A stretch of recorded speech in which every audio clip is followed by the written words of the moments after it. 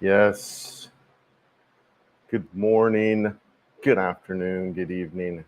We're just getting started here. We'll give everyone a moment to get set up and get in here. You know what? Let's see if I can put in let's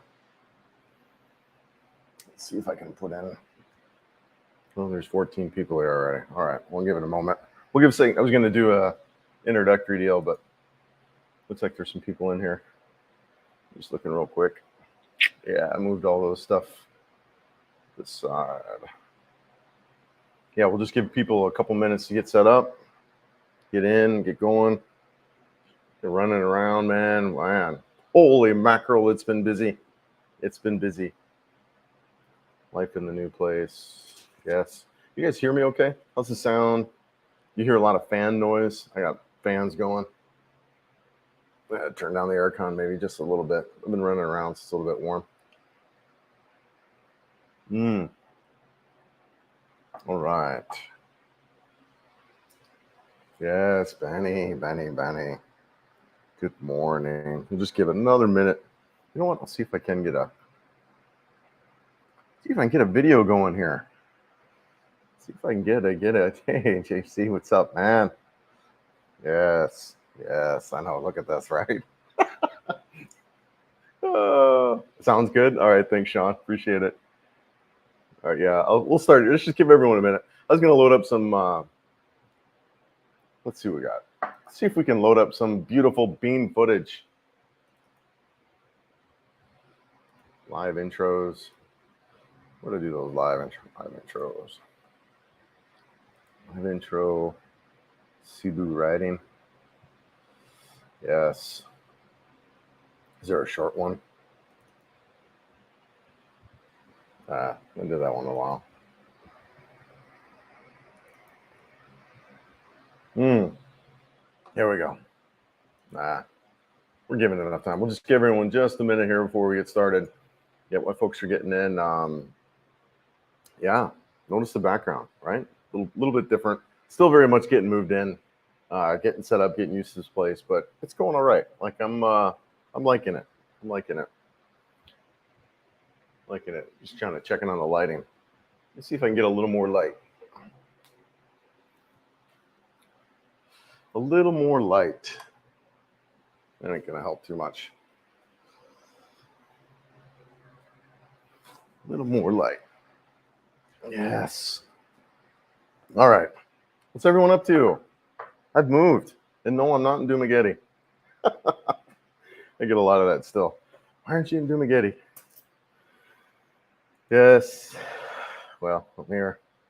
Did you guys see the new video?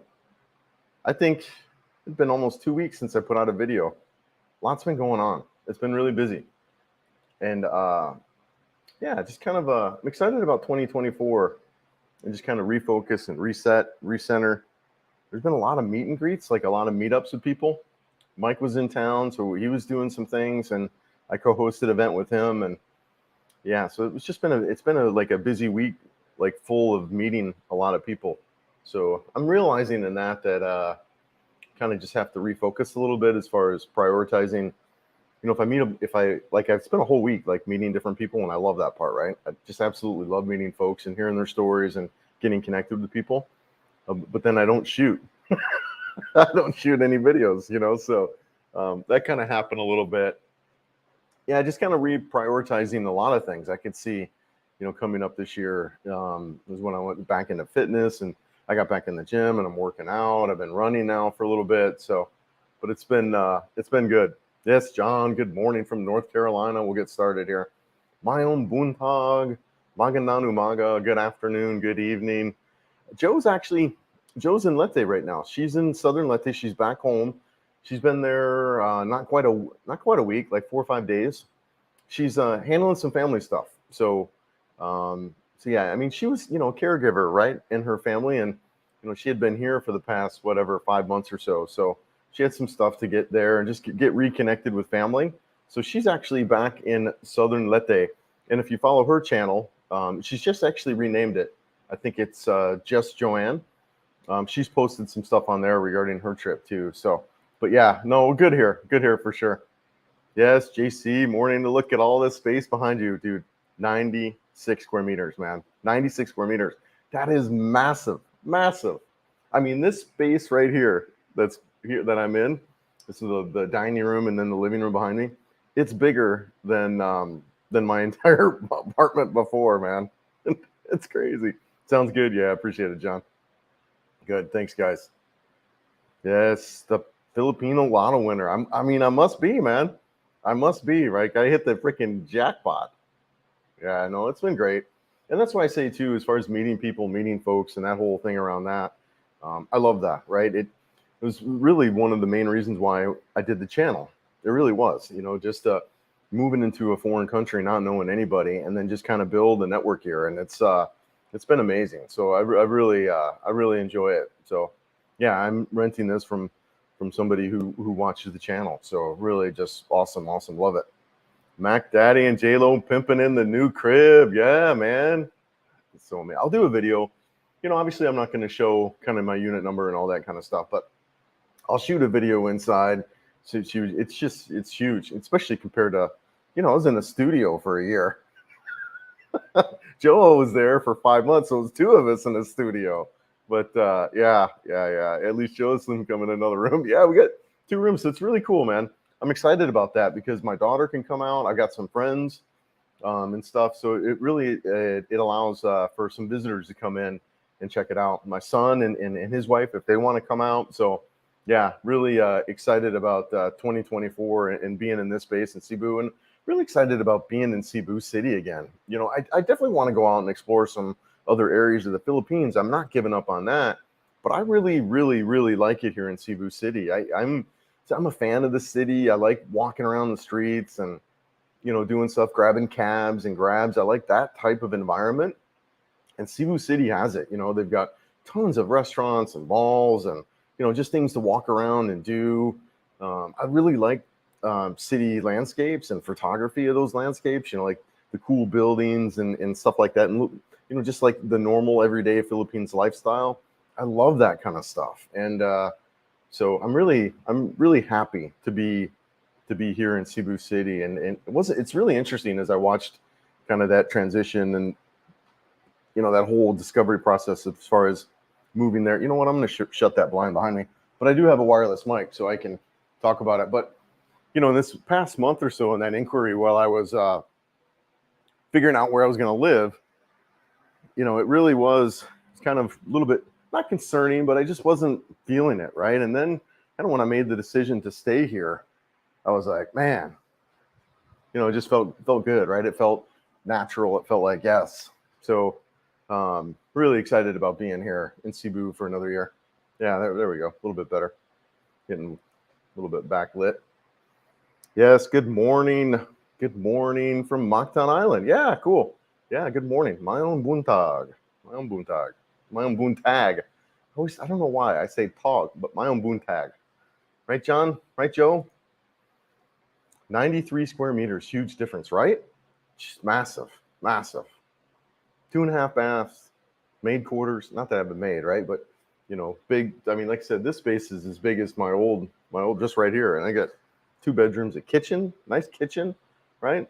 Yeah. Morning, Chris and Joe. Good morning, Mike. Good morning. Enjoyed the Walkabout new video. Yeah, man, John. It's interesting because that's the kind of content I really kind of started on.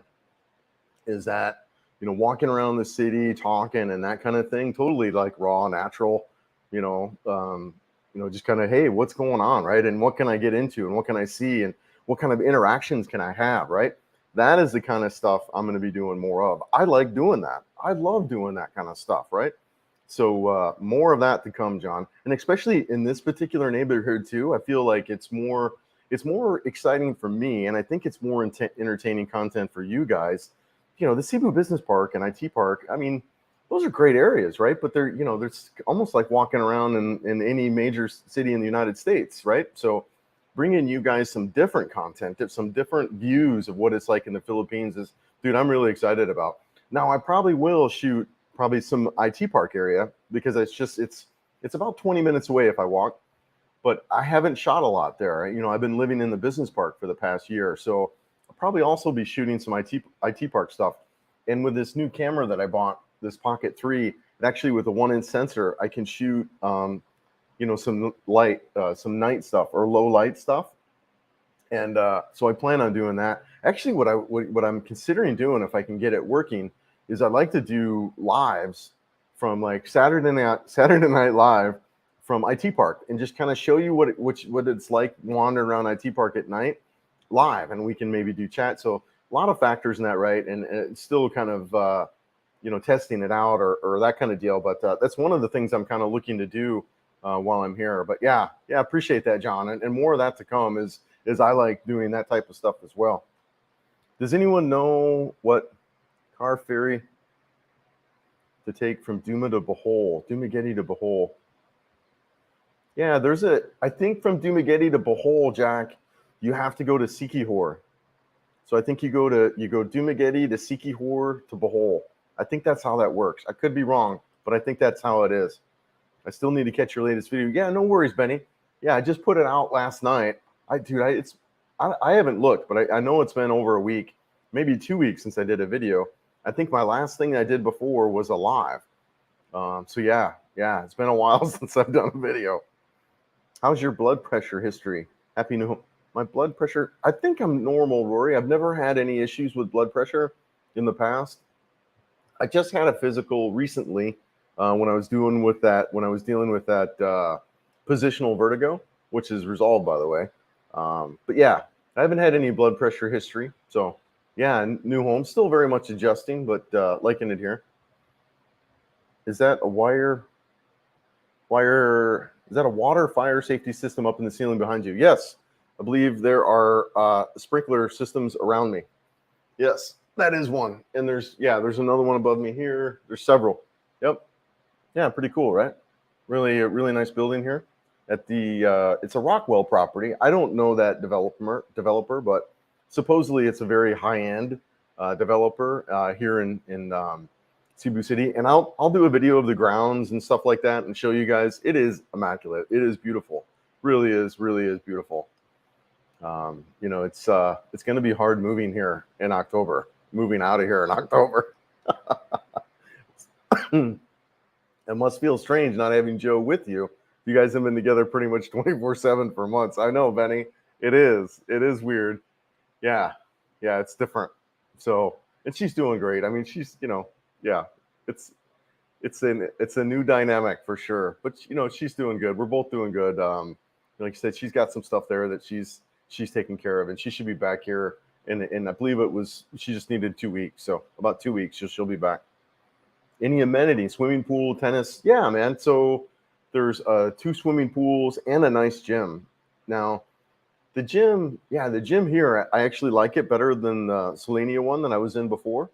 And the reason I like it better here, the equipment's a little bit better, but just the convenience of it. The inconvenience of Selenia was kind of a big deal, honestly. You'd have to call down and make a reservation. So this is like pandemic protocol stuff that they just kind of kept in place. So they were worried about it being too overpopulated, right? Which is good in a way. I understand you don't want to go into a gym and not be able to work out, but you would call down and try to make a reservation. And then sometimes you can get in and sometimes you couldn't. And then you couldn't make a reservation for like 9:30. It had to be on the top of the hour. So like 9, 10, 11. So it just was really inconvenient for working out, right? You really had to be dedicated. For like me, it's like, I'd be like, let's go to the gym. And I go down to the gym and I go work out. And there it was like, let's go to the gym. Well, I got to wait 45 minutes. And then I got to call, make a reservation to see if I can even get in there. So yeah, I really like the amenities here. 2 swimming pools, gym, no tennis courts.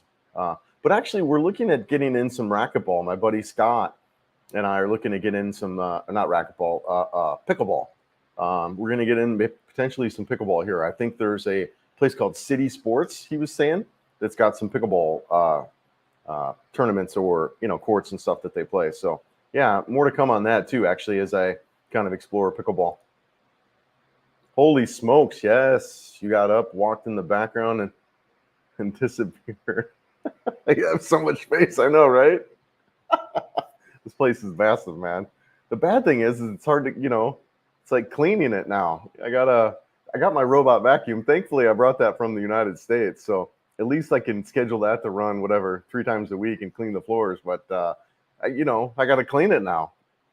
Oh well, the problems, right? Always a problem, no matter what. But no, I'm really, really, really loving it, man. Really cool. Yeah, good. That's what got me hooked on your channel. I'm with you, John. I love the camera. So I shoot with that and my pocket, but yeah, I'm really a fan of that X3 camera and just doing the walking and shooting stuff. Now, look, it's right. It's not scripted. It's totally, anything can happen. But that's me. That's more natural. It's more, kind of off the cuff or whatever, and just kind of seeing what we can find. Guys, speaking of that, I found a really cool billiards place right down the street. I might get into shooting pool again. Yeah, really cool. Just a small dive billiards shop, and guys there shooting and it's good. I mean, I'm sure I'm horrible. I haven't shot in I don't even know how many years, but I used to shoot a lot. I used to play on some bush leagues in Colorado. My team actually won, and we were shot in Vegas. So I used to shoot a lot of pool, but like I said, it's not like riding a bike. Now I think I could learn and get back into it, but I've definitely haven't played in a while. And billiards is a big sport here. They've got a local guy. What's his name? Efron. Rare. I can't remember his last name, but Efron, really big. I didn't meet him. I've seen him a bunch of times when I was big into pool. So I don't think he's a professional much more now, but he's a big Filipino pool celebrity now. JC, so you solo for a few. Yep. Great time to hit the gym hard. Yeah, man. Yep. GoPro, you're riding around and all that craziness. Yeah, no, absolutely, JC. It's been like I kind of talked about early on. It's a big reset and refocus for me in a lot of areas, right? I moved here to the Philippines a year ago. Yeah, almost to the day yesterday. And it really was about resetting myself in the area of health, right? My physical well-being, my mental well-being, and all that. And I just need to reset. I can see over the past several months, I haven't been taking care of myself that well. I haven't been exercising as much as I want to. I've been really kind of doing too much with YouTube. And then, I wouldn't say it's been stressful, but it's been a lot, and it just kind of reshifting stuff, right? Reprioritizing. Like I said, when I met people all that week, I didn't shoot any videos. I wasn't working out. So just kind of restructuring and getting things back in order. So yeah, man, a good reset right now for me. And I'm liking it a lot. Magandang umaga, yes, from sunny Batangas. Vroom. Yeah, I like it. Like the bike, brother. Yeah, magandang umaga. Yep. Yeah, good morning there. Good morning, Chris. Your new place looks nice. Gary, yeah, man, come over soon. We're going to set something up. We'll get you guys over. We'll do, whatever. We'll do some lunch or something out here. We'll show you guys around. We'll have a good time, man. Yeah, I hope all is good there. Love the new walking video. Yeah. In my opinion, those videos will make your channel shine. Sorry, I've missed a lot of your live streams lately. It's been hectic. No worries. And you're right on, man. It's funny because when I shot it and when I was editing it and posting it and all of that, I was like, why have I not done these videos? I mean, it's just like, I like them. And that's, I think, as any YouTube creator, right? You got to like what you're putting out there. And so, yes, I'm with you. I am so with you. I love those kind of videos. Just the natural interactions that I was having too along the way. So much fun. And I want to do a little bit better job of capturing those. There was a couple of interactions that I didn't even really capture that were there. So yes, more of that to come. And I love it. I love that part of it. I love showing the Philippines and how friendly and how generous and how, just really excited they are for us and to see us and to be around us. And I want to capture that on film. So more of that to come for sure. Yes, brother. Mayong buntag. Maga hagaila. Hey, what does mabuhay mean? Does that mean like long live? I love that phrase too. Mabuhay? Yes. Anyways, yeah, thanks, man. Hope you're doing good there. We should try to get together later on today. I think there's a couple things going on today with several folks, but I should be in your part of the neighborhood again. If you're too busy to film, try get a head strap and mount the 360 on the top of your head. Brother, I can't wait for you to move out here, man. Yeah, I get a head strap and put it right on the top, right? So it kind of, it'll look a little bit like, this is too tall. Let me reduce the height. Yeah, kind of like a little bit like that. Or just get it where it sits in my head like that, right? Actually, what I want to do I was telling you guys, I want to mount this on my shoulder and do lives from IT Park, just like this, walking around. I think that'd be awesome. I think I would like to see that myself, right? And I think that would be content that everyone would enjoy.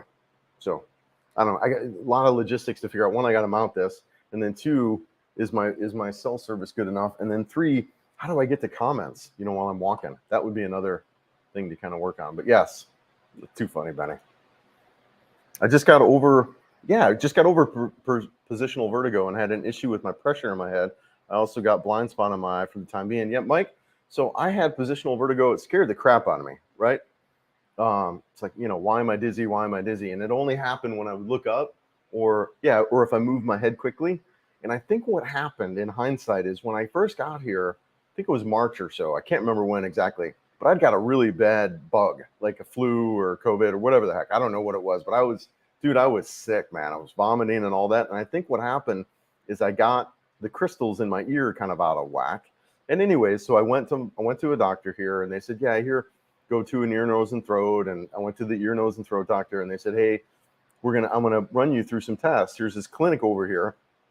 And they ran me through all these exercises, which you probably did, right? Where you move your head and then you come up, and it's just basically resetting all that stuff in your ear. And it was really, really amazing. Now it didn't work right away, but within a month, man, I'm not dizzy at all, right? Nothing, and I can move my head fast or not, but really kind of spooky, right? Because then you go to Google, like we all do. Oh, wow, I'm feeling dizzy when I move, and high blood pressure, and you're dying and all that other stuff. So it was really, really good to kind of go through that and get that resolved. And, also too, an indicator of the Philippines health system for me. I was just really impressed with how I was properly diagnosed and given a proper treatment, right? So been actually really impressed with the Philippines health system so far. I've got another thing with the dentist. I have like mild sleep apnea. So during my accident, I spent several days in a hospital a couple years ago, and one of the nurses said, hey, when you get out of here, you probably want to get checked for sleep apnea, right? So I did that, and I had this home study where they did thing on my finger and then a thing on my nose and whatever 3 nights, and yeah, I had sleep apnea mild, right? Just a mild where I didn't need a CPAP machine, but they suggested a mouthpiece. Well, I checked the mouthpiece in the United States, and yeah, this was all happening in the United States, but when I went to the dentist to check that, they're like, yeah, it's not covered in your insurance. It's going to be about $5,000. I was like, forget that. It was just mild enough. I wasn't too worried about it. But here in the Philippines, I'm checking it out. I was like, all right, well, went to the dentist earlier this week and got checked for sleep or for the mouth guard. It's only like $800 US. So really, really impressed. And then just the whole explanation. We talked about what happens, and I've got a little bit of a narrow esophagus. We took some x-rays, and he talked about how what happens is my mouth is a little bit narrow, and then my tongue when I'm sleeping can go back, which causes the snoring and then also the sleep apnea part, right? So what they're going to try to do is to build this mouthpiece. It actually opens up my lower jaw a little bit and allows the tongue to kind of move forward so it doesn't fall back. So really impressed with the medical system here in the Philippines so far. Now, the one thing was when you walk into some of these offices, you feel like you're walking into the 1940s, but the actual treatment that I received, the diagnosis, and all of that, to me, has been spot on. So really impressed with the medical system here in the Philippines. Yeah, Efron Reyes. Yep, one of the greatest pool players ever. Yeah, man. So I didn't meet him. I met Johnny Walker. I met a couple guys. Like I said, I was really connected in the pool world, billiards world, about, I can't even remember when that was, the early 2000s. I was dating I was kind of a kept man. I was a kept man for a couple of years. This very, very successful billiards supplier. I was dating her, and we traveled. We went to China. We went anywhere. But anyways, she sponsored, not Johnny Walker. What's that guy's name? Johnny Archer. She sponsored Johnny Archer. So I hung out with Johnny. I hung out with a lot of those guys for a while. So I knew I was very connected in the billiards industry. And but yeah, Efron, I remember seeing him, or I've seen him a lot. Yeah, great, love it. And a big deal here in the Philippines because that's where he's from. Hey, Chris. Hey, how's it going? My own Buntag. Good afternoon, good evening, good day, mate. Was wondering how I would was wondering what I would know which taxi is safe to travel from Mobile to Cebu City. Yeah, man. So, excuse me. Hold on. Got a frog. Yeah. So from Mobile to Cebu City, honestly, what you probably want to do, you know what? I need to get. I'll get this set up at some point. I don't have it now, but I'm seeing this. I need to get a service. I need to get a VHire guy for you guys to do this kind of stuff. You could rent. You could rent a VHire for probably a couple thousand pesos. I know guys who do it. But yeah, get a white taxi. Just talk to these guys when you're here, a white taxi, and say, look, I'm going to Mobile. Cost you a couple thousand. Maybe, a good price would probably be $2. A normal price would be probably $2 and $3. Anything above $3, I think, is a little bit on the high side. But then you got to get back. But honestly, brother, unless you're really into diving and you really want to go there to do some diving, I would go to Bohol. Bohol's so much more easier and so much more to do there. I'm going to do a video on this as well. Kind of like when you get to Cebu, some of the first trips, if you want to get off to another island, let's say, because there's not a lot of good beach here unless you're out in Mactan. And so anyways, if you're here in Cebu and you want to get out to an island, Bohol is probably the easiest place to go do that. Go get a place on Alona Beach. I was just chatting with a guy the other day, did the same kind of thing, went down to Mobile. It's like, man, there's nothing to do here. It's kind of boring. There's no beach. It's like, dude, go over to Bohol. And he was like, oh my gosh, thank you so much. But yeah, you can, if you want to go to Mobile and you're a diver, probably 2,000 to 3,000 for a white cab. But ideally, maybe even just get a VHire for right around the same too. There might be, yeah, if you go to the Ayala malls and go around the bus terminal and ask somebody there, also there might be a VHire you can get into for less than 500 pesos to get you out. There's probably a bus. There is a bus, I'm sure, on the South Bus Terminal that'll also get you over there for like next to nothing, probably less than 200 pesos. So it just depends on how adventurous you are and what your budget is. If you got a big budget and you're like, just get a cab and go, you could do that. But if you're on a smaller budget, you could take a bus over to Mobile pretty easily. Yeah. So when's the housewarming party? Yes, Toga, man. I got some ideas here. I really got to check. I don't want to. Yeah, I got some ideas. There's a really cool clubhouse right down here by the pool. So it's going to be fun, brother. We'll do one when you get out, man. That's for sure. Hard 75 has changed my life. Hard 75, if you're looking to reset your life and be more disciplined, you should check that out. All right, Mac. I'll look at that, brother. Yeah, thank you, man. I appreciate that. Let's look at that right now. See what that is, man. Hard 75. It sounds like something that's right up my alley, honestly. Hard 75. Yes, I like that. All right, I got it over here, brother. Appreciate that, man. Salaman. All right. I like your new neighborhood tour. Yes. Best part is when you looked in the pot and said there's a McDonald's down the street, right? I have no problem with Karen Darren's. Matter of fact, I found another one just after that, and I'll probably be eating there a lot too. But it was just empty. There was nothing in there. But I have no problem with that. I kind of look at which ones are popular and which ones are people are going to, and I try to eat there. And that was one that kind of struck me a little bit. There's actually 2 or 3. The billiards place also has a really good kind of eatery there too. And I asked them if they serve breakfast, and they do. So a couple places in my area that I'm excited about. So yeah, right. Let's go to McDonald's. But they were out of food, and it was a little bit after like the hour, like it was 2:30ish to almost 3 o'clock, I think. So they just, they're very like lunchtime is like 11 to 1 kind of deal. And if you're outside those areas, a lot of those shops just don't have much food. Yeah. I was watching one of the Duma bloggers. He said he was driving behind a car that had a "I hate American" bumper sticker. Ever experienced those feelings in Cebu? I haven't. I have not. Everyone I've met has been great, friendly. Yeah, I mean, everyone. So sometimes you'll get other foreigners who don't have the best of attitudes towards you, but for the most part, everyone's fine. And it's kind of like, I think where they're coming from is, they look, a lot of us, when we come over here, we come over here because our situation where we're at isn't the greatest, right? So maybe you're a reminder of that, so, or they're kind of like, get out of here. This is my paradise. I don't want you to be here. So I think those are kind of the 2 typical ways of being that some foreigners could have. Now, not all of them. Everyone I've met has been great. and been really awesome. But there are some of those expats here who are like, get out of my paradise, and like I said, or you're just a reminder of what they were trying to escape. And if that's the case, you really don't see those guys too much. And I could see that in Dumaguete a little bit, because not that I experienced that, but I could see it in Dumaguete because you can really get away in Dumaguete. You can get out and be around nobody. There really isn't a big expat community there in Dumaguete. I mean, there's like 2 or 3 places that if you want to be around expats, you go there. But otherwise, you probably won't see them that much, right? So yeah, I understand. I get it. Yes, mabuhay was never actually a greeting we gave each other. Mabuhay was never actually a greeting we gave each other in Philippines. It was a tourism catchphrase. In the mid-'80s, we guys are, all right, full of life. Yes, mabuhay. Yes, I'm full of life.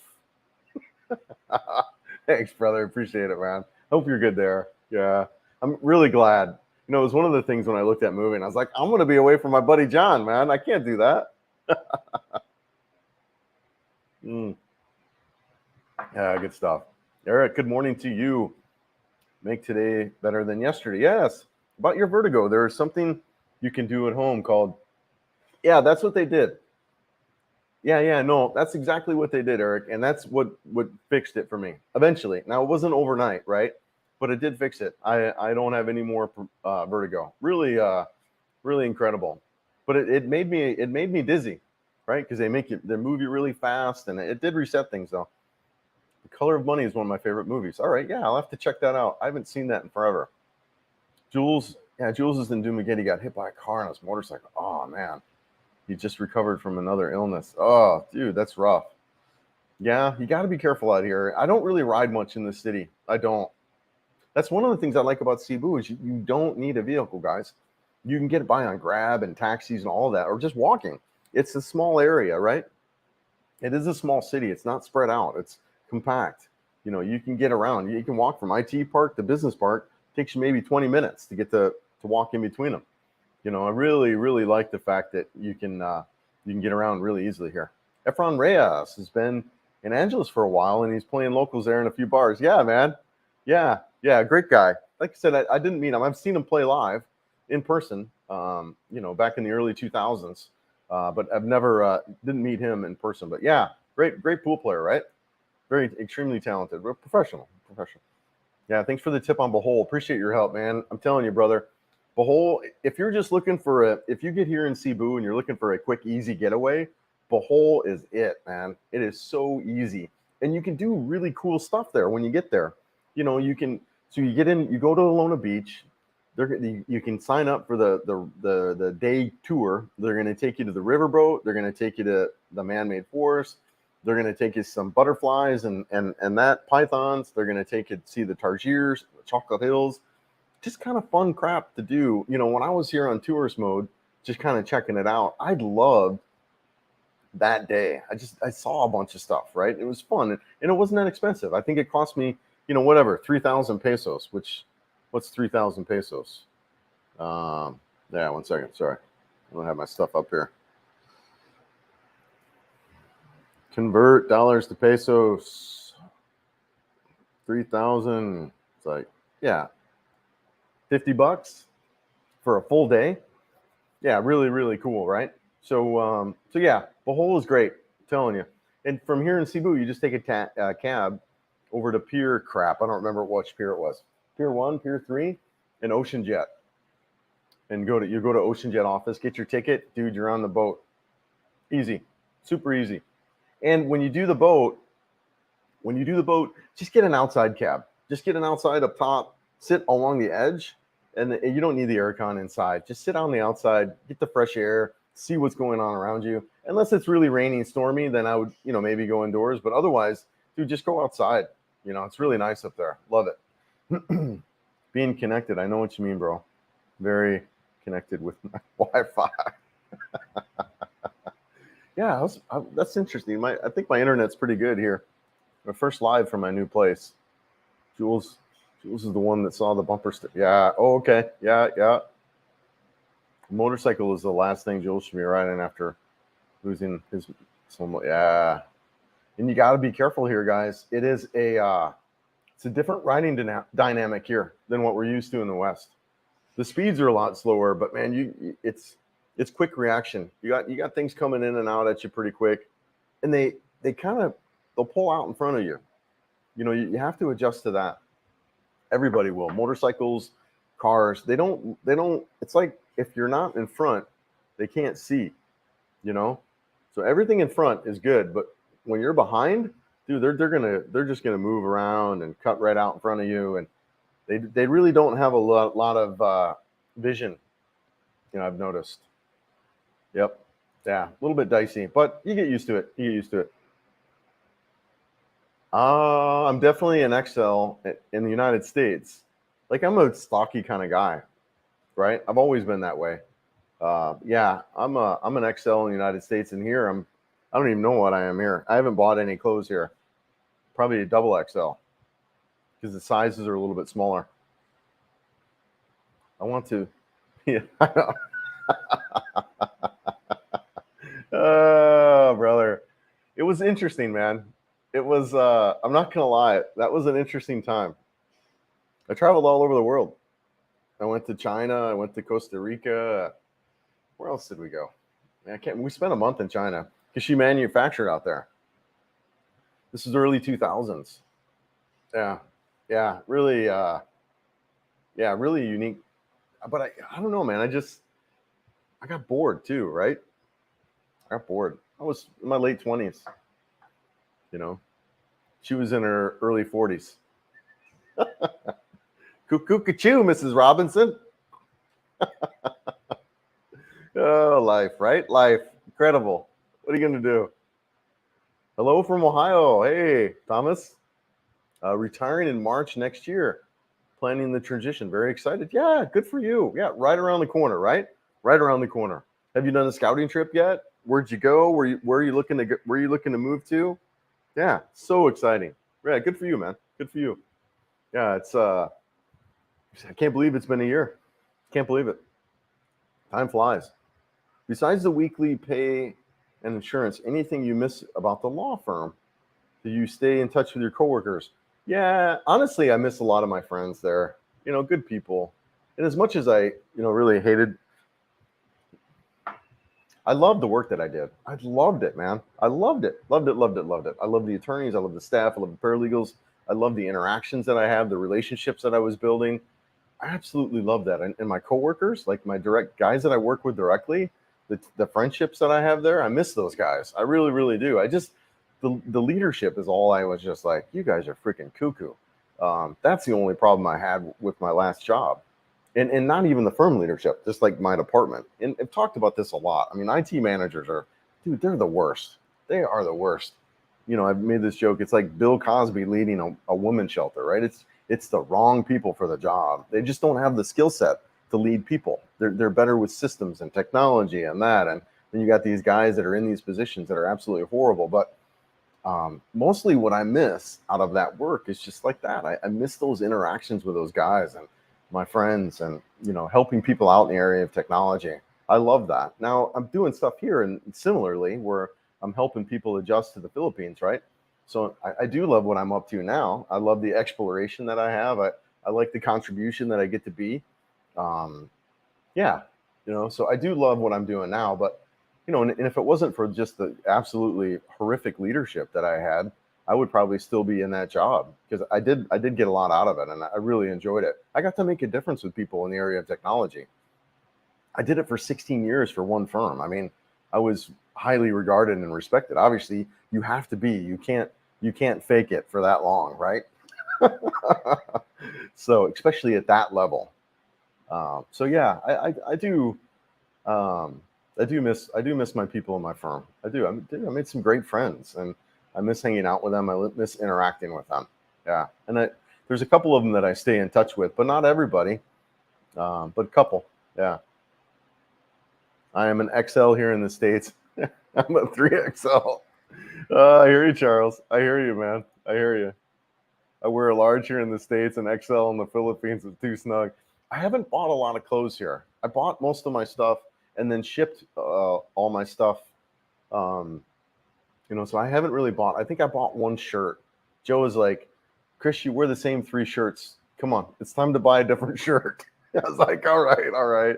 I'm a typical guy in that way, right? I've got underwear from high school, so it's like, all right, I'll get some new stuff, but whatever. I don't really, I'm not a big clothes guy as far as, I go for function. Like these shirts that I have on right now, I bought in Target. They're the all-in-one kind of deal. I wear them to the gym. They're really good in hot weather and heat, So if it's super hot out, these shirts are great. So I'm more for practical than fashion. I wear my slippers. Somebody commented on my video, you guys, you need to get some real shoes, man. You're gonna bust an ankle, dude. These slippers that I got, dude, they're amazing. They're a company called Reef, and they fit my feet like I was, like I'm not even wearing anything. That's one thing I could tell you over the past year. I've really gotten used to my slippers. And when I first got to the Philippines, I was amazed. I was watching my friend Christine like come in and out of her house and then in and out of like the restroom, and they would have slippers all over the place, right? So it's you don't wear slippers. And so by the way, slippers are like flip-flops, but they call them slippers here. But you don't wear your slippers inside your house because they're dirty. So you take your slippers off and you go in your house. But then they have slippers for like the bathroom. You have a pair of slippers that you put on to go into the bathroom. But watching her kind of step in, I mean, she was like, she'd do it in mid-stride. She would walk out of her slipper and then right into the room. And it was just incredible. And then walk out and then walk right into her slippers. I mean, was like, how the heck are you doing that? But if you watch them here, I mean, they're in slippers like when they're in diapers. They got a pair of slippers on. So they're really they're experts in that area. But yeah, the clothing is it's different. Slippers and I don't have any cold stuff. I don't have any. I mean, I did I bought a really nice down or synthetic, I think, Eddie Bauer jacket before I moved out here. I did bring that with me. It's because it's real lightweight and easy to go and real thin. But other than that, I don't have any other warm clothes. 84 days and counting. I'll be there soon. Already done 25 scouting trips. All right, good. All right, yeah, good for you, man. Look me up. If you're coming to the Cebu City, look me up. I'm getting absolutely slammed with stuff. So I'm at a point now where I'm getting a little bit behind. Obviously, I haven't made a video in a couple of weeks. So if I miss you guys, if I miss a comment, I do apologize. There's been a couple people that I've missed and a couple people that communications didn't go through and that kind of deal. So I do apologize for that. And I do intend to get to everybody and that kind of deal. And sometimes I just can't, right? Thomas did a scouting trip to Makati and BGC in October. All right. Planning to see some of the business park and IT park in Cebu early next year. I like the idea of a transition location. Yeah, man. Yeah, man. Well, when you get here, come on, let me know. We got a big community out here. We did Thanksgiving, and there's probably 15 of us or so that was there for that. I'm thinking about a Christmas Day thing. So there's a good group out here of expats, and in the business park, as well as I don't really know many people in the IT park, but in the business park, there's quite a few of us. Good for you, Thomas. Bill Cosby, I know, right?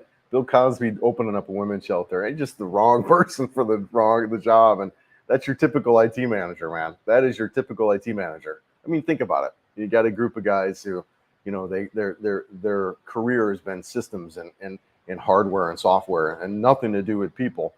And eventually, what happens is they're like, "Well, what do I do next?" Right? Well, I'll become a manager, and it's just, dude, it's the wrong deal. And everything that they've used before to increase their skill set, right? It has nothing for them on what it is to be a leader or a manager. So they're just, a lot of these IT managers are just absolutely bankrupt when they get in this position and realize, oh crap, it's a completely different skill set, right? Yeah, Bill Cosby in a women's shelter. I had one boss who, like you said, he wanted to fire everyone over the age of 50. It's just, oh my gosh. And then it's a lot of, read my lips, no new taxes kind of thing, where yes, I'm going to do this when I get the job, and I'm going to do this and that. And then they get in the job and they're like exactly what the last asshat did. It's just, oh my God, it's hilarious. Yeah. I'm not going to miss my job when I retire. I explained in my video today. I need to be on the go less. Yeah, I miss part of it. I do. Like, I miss the interactions. I miss the people. I've been there 16 years, right? So I miss my friends. There's a lot of good guys that I miss, and some of them too. They just don't understand the move here, right? A couple guys in particular, they just didn't understand. Why are you moving to the Philippines, dude?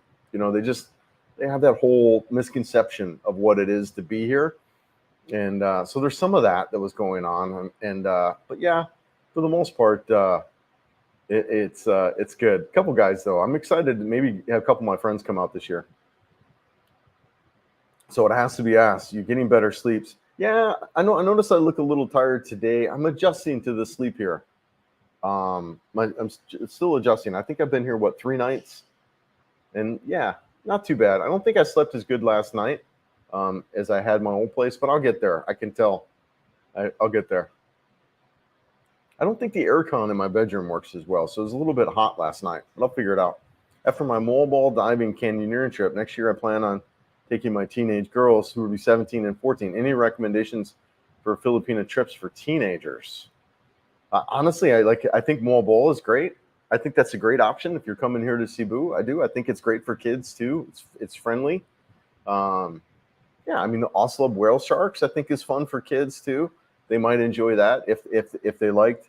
Yeah, I mean even going back and canyoneering, gosh, that was so much fun. I did the similar stuff. What's that? I think it's called Kawasan Falls is opening back up. If you're still talking Cebu, so yeah, you can go over to Bohol. I would say Bohol, man. Lots to do there in Bohol. Riverboat cruise, butterflies, pythons, tarsiers, man-made forest. All that stuff is super awesome for those girls, I would think. Yeah, and if they're really into island and beaches, you can go up to Bintayan Island. Beautiful, beautiful beach up there. There's not a lot to do up there though, so it'd really be a beach destination. Yeah, Bohol, I think, is your best bet, brother. Yeah, yep. And when you're in Bohol, there's a reef over there. I did the video on it. Did I do a video on it? Crap, I don't remember. I can't remember. There's a really amazing, the first kind of snorkeling that I did, and it's so cool. You got sardines, you got reef right there. It's just so incredible. I think check out Joe's channel. I think what's her channel? Simply Joanne. She's got a couple videos on that reef over there. Really, really awesome. Steven, hey Chris from Largo, Scotland, returning to the Philippines Tuesday, December 12th, man. Yeah, welcome back, man. Welcome back. I bet you're excited to be here. I know it's great, isn't it? I've been faking it for 12 years, so I thought I would retire at the end of February before my boss and coworkers figure it out. I get it, man. Trust me, I get it. Especially in a lot of jobs, especially my job, right? People as an IT professional, and on the support desk. I mean, my knowledge had to be like covering everything from networking to systems engineer to software professional, right? Hardware installation, and so I was jack of a lot, but master of not a lot, right? So I can relate to this kind of deal, and you get masterful at interacting with people, and kind of explaining what's going on in the process and procedures. But I get it, man. I get it. Yep. John, what do you do if you're out walking and need to use a bathroom? Do businesses allow you to use their facilities for customers? Do you encounter a lot of squat toilets? So what's beautiful about the Philippines, John, is you pretty much go anywhere you want. If you're just talking pee, right? If you need you'll see dudes peeing everywhere, man. It's hilarious. I freaking dig that about this country, especially as a 50-year-old male who's trying to stay hydrated. I drink a lot of water, and the fact that I can just go over and find a tree or a bush somewhere, I love that. But there is not a lot of going into businesses and bathrooms. There just really isn't. You just find a tree or a bush and you go. I love that. Yeah, funny question, John. It's great. Slippers, yes. Flip-flops. That's right, brother. I think only Americans wear outdoor shoes indoors. Yeah, it's really interesting. I can see that here as well. A lot of people, you pretty much shoes off when you get in, and you think about it, it's kind of gross, right? You're out there walking all over, and who knows what you're stepping in, especially here, and then you bring that inside your house. So yeah, I take my shoes off as soon as I come in, and then wash them pretty frequently too. So yep. The other thing that I can tell you that I absolutely love is a bidet. Man, that everyone should go have a bidet, man. I'm telling you. And that's another thing, if you think about it. With tissue paper, all you're doing is smearing feces all over yourself. You need to squirt with some water and just rinse yourself off, man. That's another thing. If you really think about it, freaking tissue paper is the worst, practically the worst thing. Tissue should just be used to dry yourself after you've used the bidet to kind of rinse yourself off, man. 20 days before I catch my plane. Yeah, man. Good for you, Jerry. Yeah, good for you, man. Yeah, exciting. So I'm 47 and a day trader. Yeah, man. So when I move there, I'd be shipping some computer equipment. Would you recommend LBC to ship? And have you met any other stock market traders in the Philippines? I think there was a couple dudes that did some stuff like that. I can't remember their name. I know they're out here. I know they are. Yeah, off the top of my head, I can't think of anybody's name personally that I work with. A lot of guys that I'm here meeting are pretty much retired, Mike, but I can see where you totally do it. You know, being out here and trading and doing stuff, because you can work from anywhere. Why not be here? So it makes sense. But yeah, you could use LBC. So one of the things that I did with that too, I don't have one around me, but I would throw an AirTag in the box when you're shipping stuff for tracking. And that worked phenomenal. I love that. Now, right, it wasn't tracking when I was on the boat, but as soon as it got here in Manila, and then I could see it there, and then it came over to Cebu, I could see that. So throw an AirTag in your box. But yeah, I shipped some computer stuff, but most of the stuff I actually took with me on my plane. I took I have a laptop here and stuff like that. But yeah, you can ship some stuff, Mike. I did. Electronics. I'll look you up when I find a good fishing hole. Yes, plenty of places around Cebu Island. All right, brother. I'm down, man. I'll have all the gear. Just need to find a local with a boat. Yeah, let me know, man. I'm definitely down to do some fishing. Would love to do that. And I'm here. You know what's interesting? I'm actually, who knows, right? Who knows? I'm all over the place as far as what I like to do, but I could really envision myself being here in the Cebu City long term. I really, really, really like it here a lot. And I'm building a base of friends and connections and all of that here. And, does it really make sense to move to another city just to kind of lose that? I mean, maybe, who knows, right? I'm here through October, but even if I look into the year beyond, I could still see myself being here in Cebu City. Iloilo is another really good option, honestly. It might probably be the only other place that I would look to move, and I will be going out there in the next couple months to check it out. One of my really good buddies, Scott, he's moving. So more than likely he's moving. He went out, he did a trip just recently and absolutely loved it out there.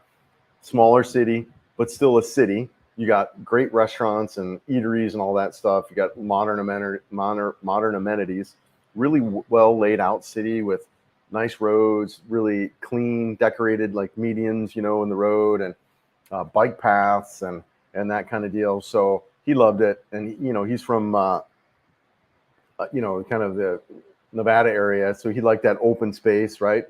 So yeah, really a good fit, and excited to check it out also and go out there. So Iloilo would be a place I would consider. But like I said, too, the connections and friends and things that I have here, it'd be hard to move. And plus, I like the city, man. I really do. I enjoy it. See, did I miss anything? Yeah. Hey, Chris and Joe from Siquijor. Hey, Phil. Yeah, man. Definitely want to get out to Siquijor as well. I was an IT manager. I bet now. Oh, man. No doubt. Actually, there is an IT manager. He's a director here. He and I joke a lot. It's like, I got some stories for you. Yeah, Philip, I think. Shout out to you, Philip, if you're here. But yeah, man. Yes, gamer. Morning. Mayong buntag, magandang umaga. The one thing I miss about my job is being able to watch your live streams while getting paid at the same time. Oh, I hear you, Benny. I hear you. Reef video was, yes, right? Dude, so amazing. And shout out to Jim. If you don't know his channel, Living Overseas TV, I think, or Living Overseas TV, great guy. He's the one who gave me a heads up on that. He's got a really good channel. Check him out. Living Overseas TV. He's the one that gave me a heads up. Love that reef. Beautiful. beautiful, and really better than Mobile. And Mobile, the sardines are kind of down, so unless you're scuba, you're not going to really get in there. The reef, the Napoleon Reef, I think it was called, you're right in there. I mean, they're right there at the shore. They're 5 feet away, and really cool. And then not only that, the reef stretches on really, whatever, maybe not quite 100 yards. And so you got this reef that you can swim up and down. And just, oh, man, I loved it. It was kind of one of my first times I did any kind of snorkel. And I loved it. I can't wait to go back there. And that's on right there on Bohol. So, yeah, absolutely. Yep, Joe's got a really good video there. Yeah, she was a pretty mermaid. Yeah. She was having fun in the camera. Yeah, she's sweet. Korea has all the bidets everywhere, even in the train station restaurants, malls, heated seats. Yes, yeah, luxury toilets. I met a guy, Randy, he's a world traveler too, and he was here, and he told me after going to Japan, he completely remodeled his bathroom. Man, he's got a Japanese style bathroom now, and really loved it. The seat warmer, the music, the lighting. Oh, so funny, right? Yeah, we have no clue when it comes to bathrooms. And I'm telling you, man, as far as the idea of a tissue and yeah, we need to get a bidet.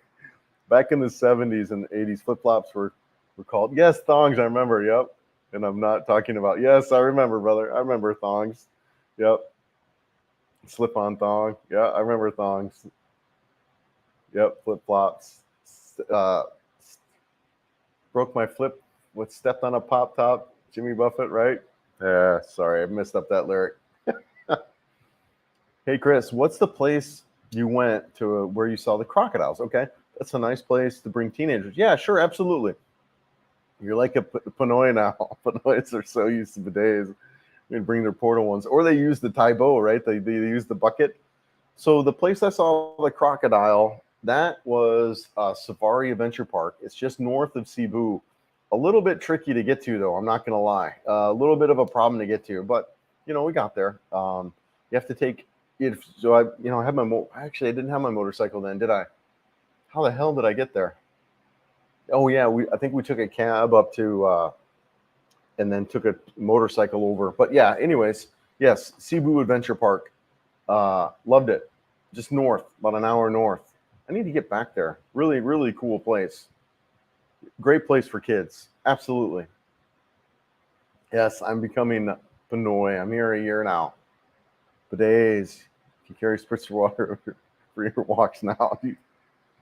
Do you carry spritzer water? No. But man, I'm telling you, man, bidets are where it's at. Yeah, I think the real reason Mom made me wash my own clothes is because skid marks. Yes, bottom cleans probably isn't the most hygienic. I use baby wipes now. Same. I went to baby wipes. I don't even remember how long. Well, probably after I had my son, so like 28 years ago. So yeah, I switched to baby wipes then. But you're absolutely right, man. Bidets are where it's at. I'm in the Pancake House right now watching your live. The waitress points to your video and says, "Oh, he's a regular customer." That's right, brother. Dude, I'm so hungry. I can't wait to get back there. I'll go back. I need to go to the Pancake House. I need to find a good breakfast place here. There's a Karen Deeren I think I might try. Yeah, that's so funny. I love those guys at the Pancake House. I don't even order. I walk in and Norm, right? Yeah, it's great. I really big fan of those guys. Remy, good people, real friendly. We've had a crew in there, man. We've had like 20 people. We'll show up after a live and there'll be like 20 of us there. Hey, Chris and Joe, did you guys hit? So the earthquake, yeah. So while I'm talking about this, I'm going to go fill up my cup. And I got a mic on so you guys can hear me. So the earthquake hit. It was about 11 o'clock at night. So we actually didn't feel it. But because we were sleeping. But it did shake stuff around quite a bit. It was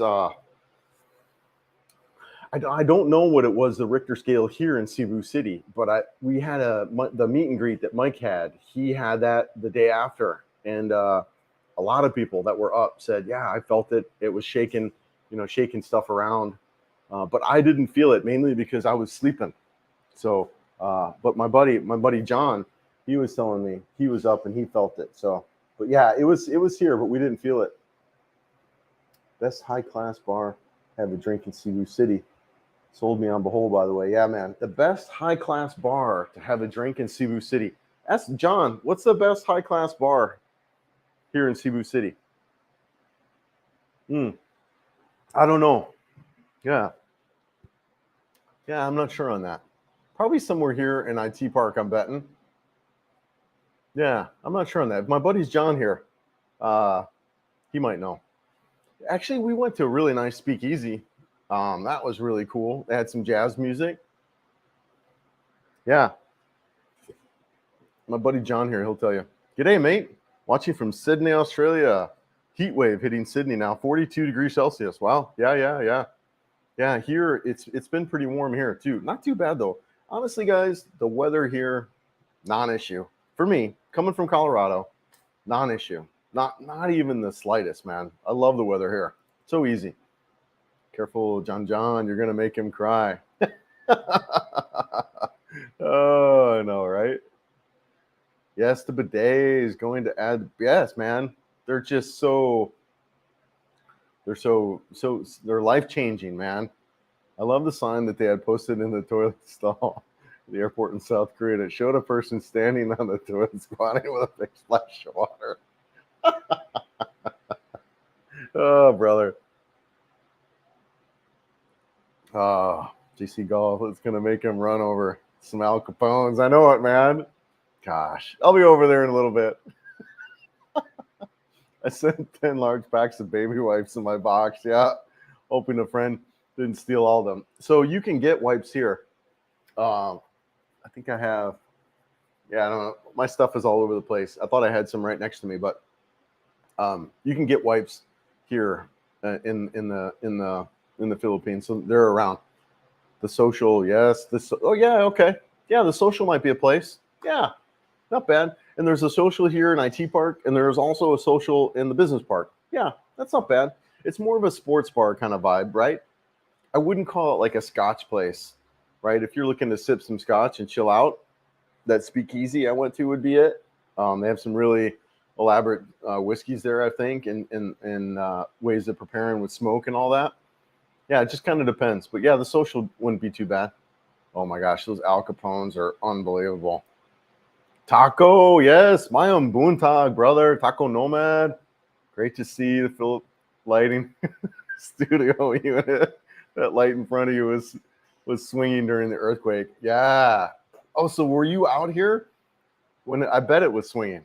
I bet it was, man, because it was. I know people that were talking. They were up and they were up quite a bit, like 20 or so stories, and it was flying around. So yeah, man. Yeah, appreciate you, brother. Hope all's good there. Hope you had a good trip home. I mean, gosh, what a marathon trip, right? To returning home.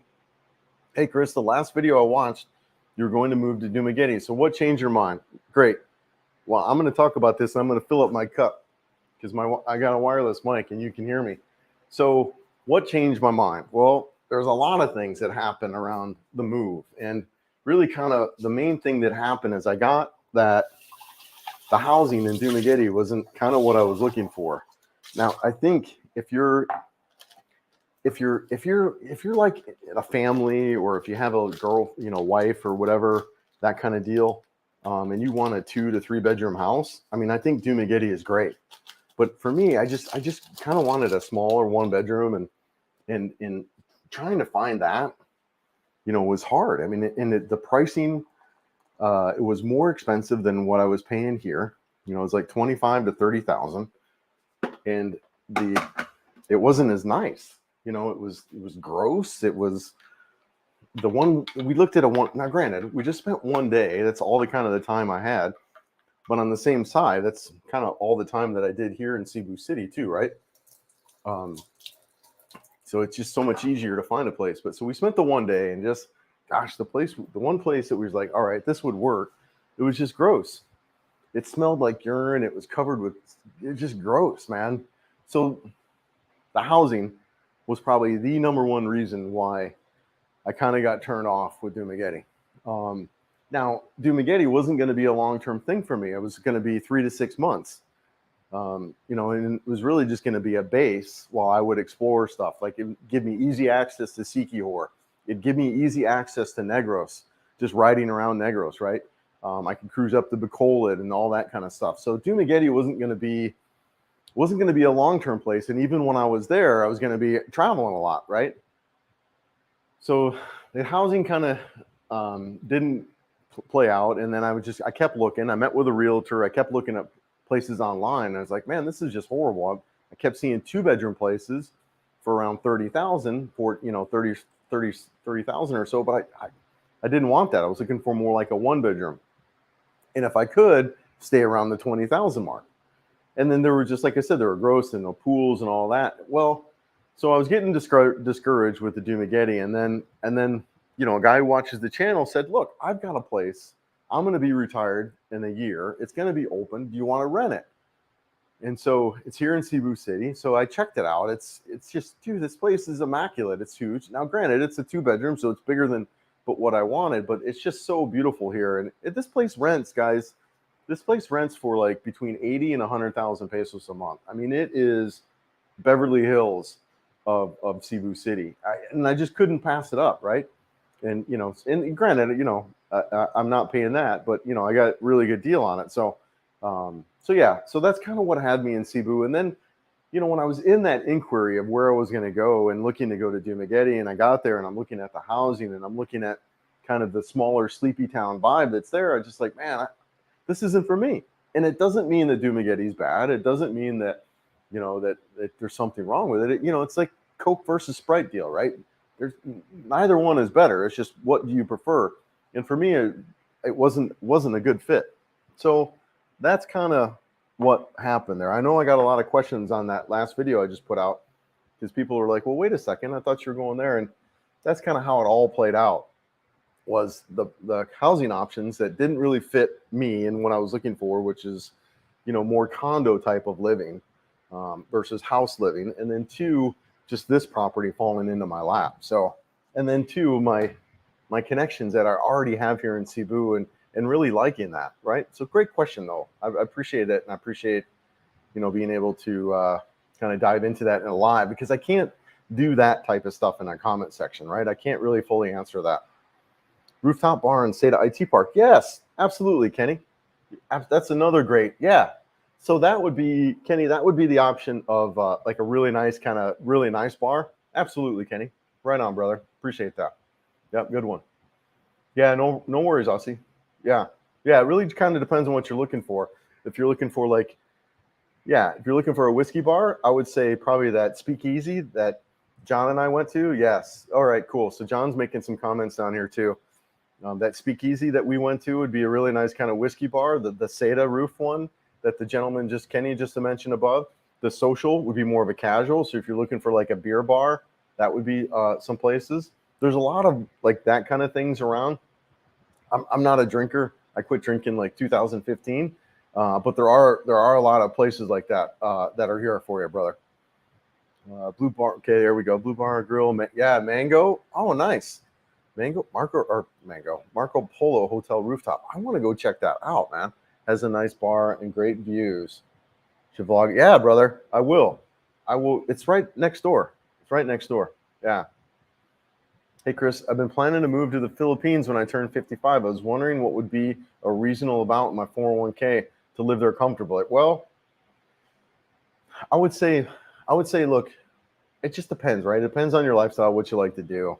But to live comfortably, I would say 36 a year. So do the math. So what's the 3% rule, right? That's what I would do. I don't have my echo. Hold on. Echo. 36,000 is 3% of what number?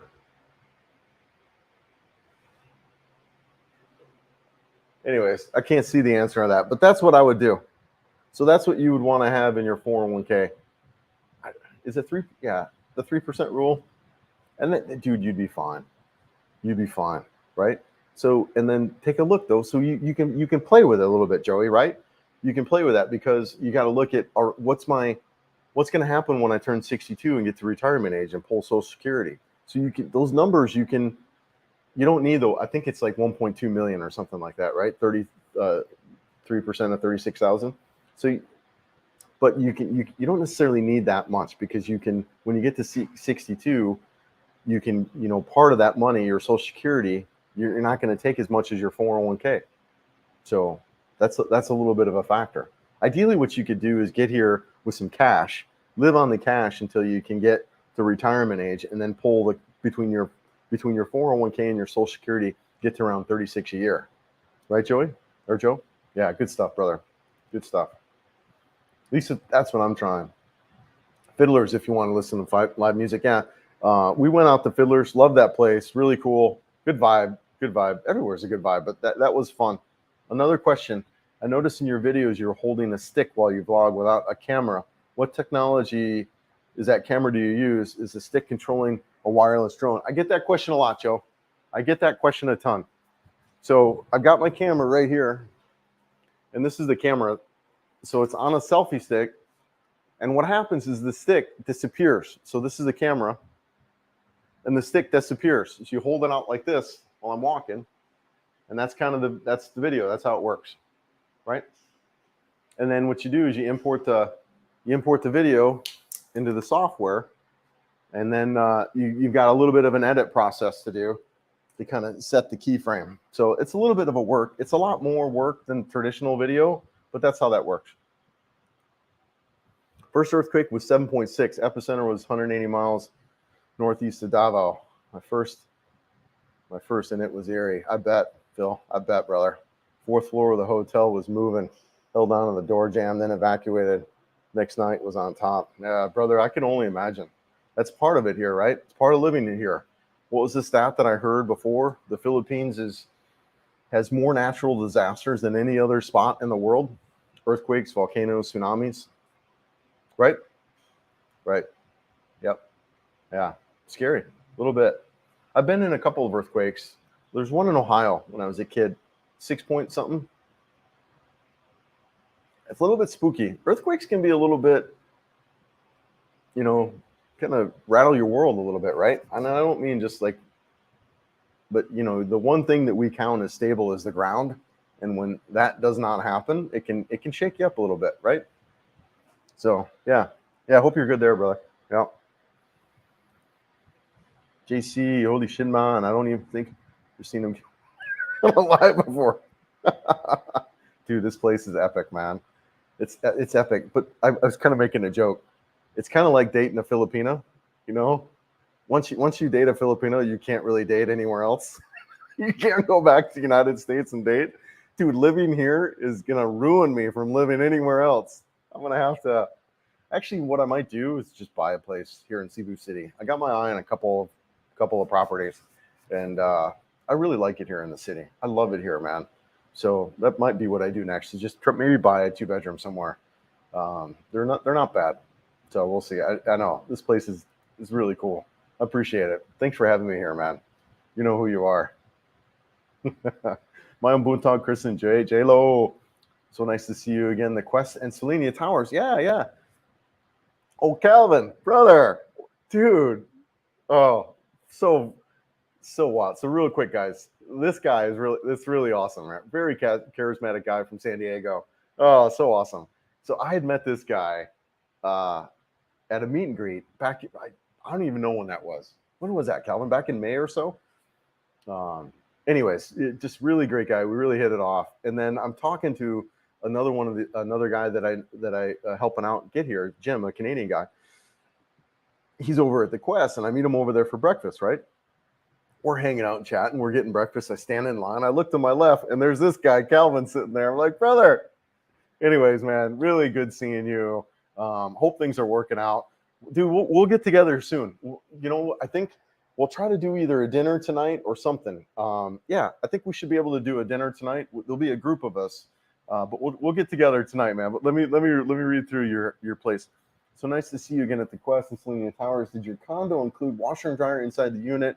Yes. So my condo that I'm in had a washer in it, no dryer, but it did have a washer in it. Now they all might not have washers in them, And if they don't, really, it's not life-changing, right? So down in the bottom, there's a brand new laundry service right there at the bottom. You can get your stuff washed at if you need to, brother. So yeah, I'll reach out to you, and let's try to hook up if you can, if you got time. We'll try to see if we can hook up in the next day or two. We'd love to catch up, see how you're doing. Yeah, and shout out to you and using Ram. Ram's a great guy, man. Really, really, really speak highly of him. He's a real estate broker here in Cebu City. He can help you guys out with finding properties. Just a really great guy, hardworking, very, just a great Filipino guy. So yeah, man. Yeah. Yeah, it's so wild running in Indio, man. That was really cool. Next top floor restaurant. Yeah, okay. Top floor, it was 7.0 again, 160 miles away. It's kind of fun Christmas tree shaking a little bit, but scary. No major damage in Davao area. Yeah, you hope that the construction, my understanding is they build the buildings to withstand that kind of earthquake. They got things in the foundation and stuff that kind of give and allow things to shake. But I'm glad I was sleeping, because I would have been flying down them steps. I know it, man. If I'm sitting up there, 20 stories up and the building's like this, and I'll shoot, now that I'm out of there, I'll shoot my old apartment. I'll shoot that whole unit inside, because I'm not staying there anymore. So I don't, I had a little bit of concern about shooting my place of residence. But now that I'm out of there, guys, I'll shoot that whole Selenia condo as far as what it was and inside and out of my unit. So I'll shoot that in the next couple of days. So that'll be coming up. But yeah, man, it's scary when the ground's shaking, man, like that. New address in April, Selenia Tower 2, 16. Yeah, dude. Yeah, man. So Selenia is absolutely amazing. Highly recommend it. Lots of foreigners here, Sean. Lots of foreigners here. Yeah, love it. If you were to buy a condo there, is there a monthly assessment attached here? Yeah, you'll have an HOA fee, Rob, and it can be quite costly. So it's definitely something to research before you move in somewhere. If I were to buy a condo there, is there a monthly assessment attached? Yeah. Oh, sorry. Did I read that already? My bad. Just wanted to say hello. Yeah. Popped in late. I hope you got to travel back. Watch y'all. No worries, Island Cowboy. Thanks for being here. Appreciate it. Yep. Sam, coffee and avocado, man. Dude, Sam, the avocado cream pie is life-changing. It is so good. I'm so happy that there's one here in IT Park too. Yeah, man. Thank you, brother. I appreciate it. Thank you so much. Thank you. Yes. Love your positivity vibe at that age. Yeah, man. Why not, right? Why not? Right? We have a choice. Nowadays, even the younger generation, yes, is in depression, and no one seems happy somehow. Yep. Well, how do you keep your positive and happy mentality? Well, for one, I got out. So happiness is a choice, right?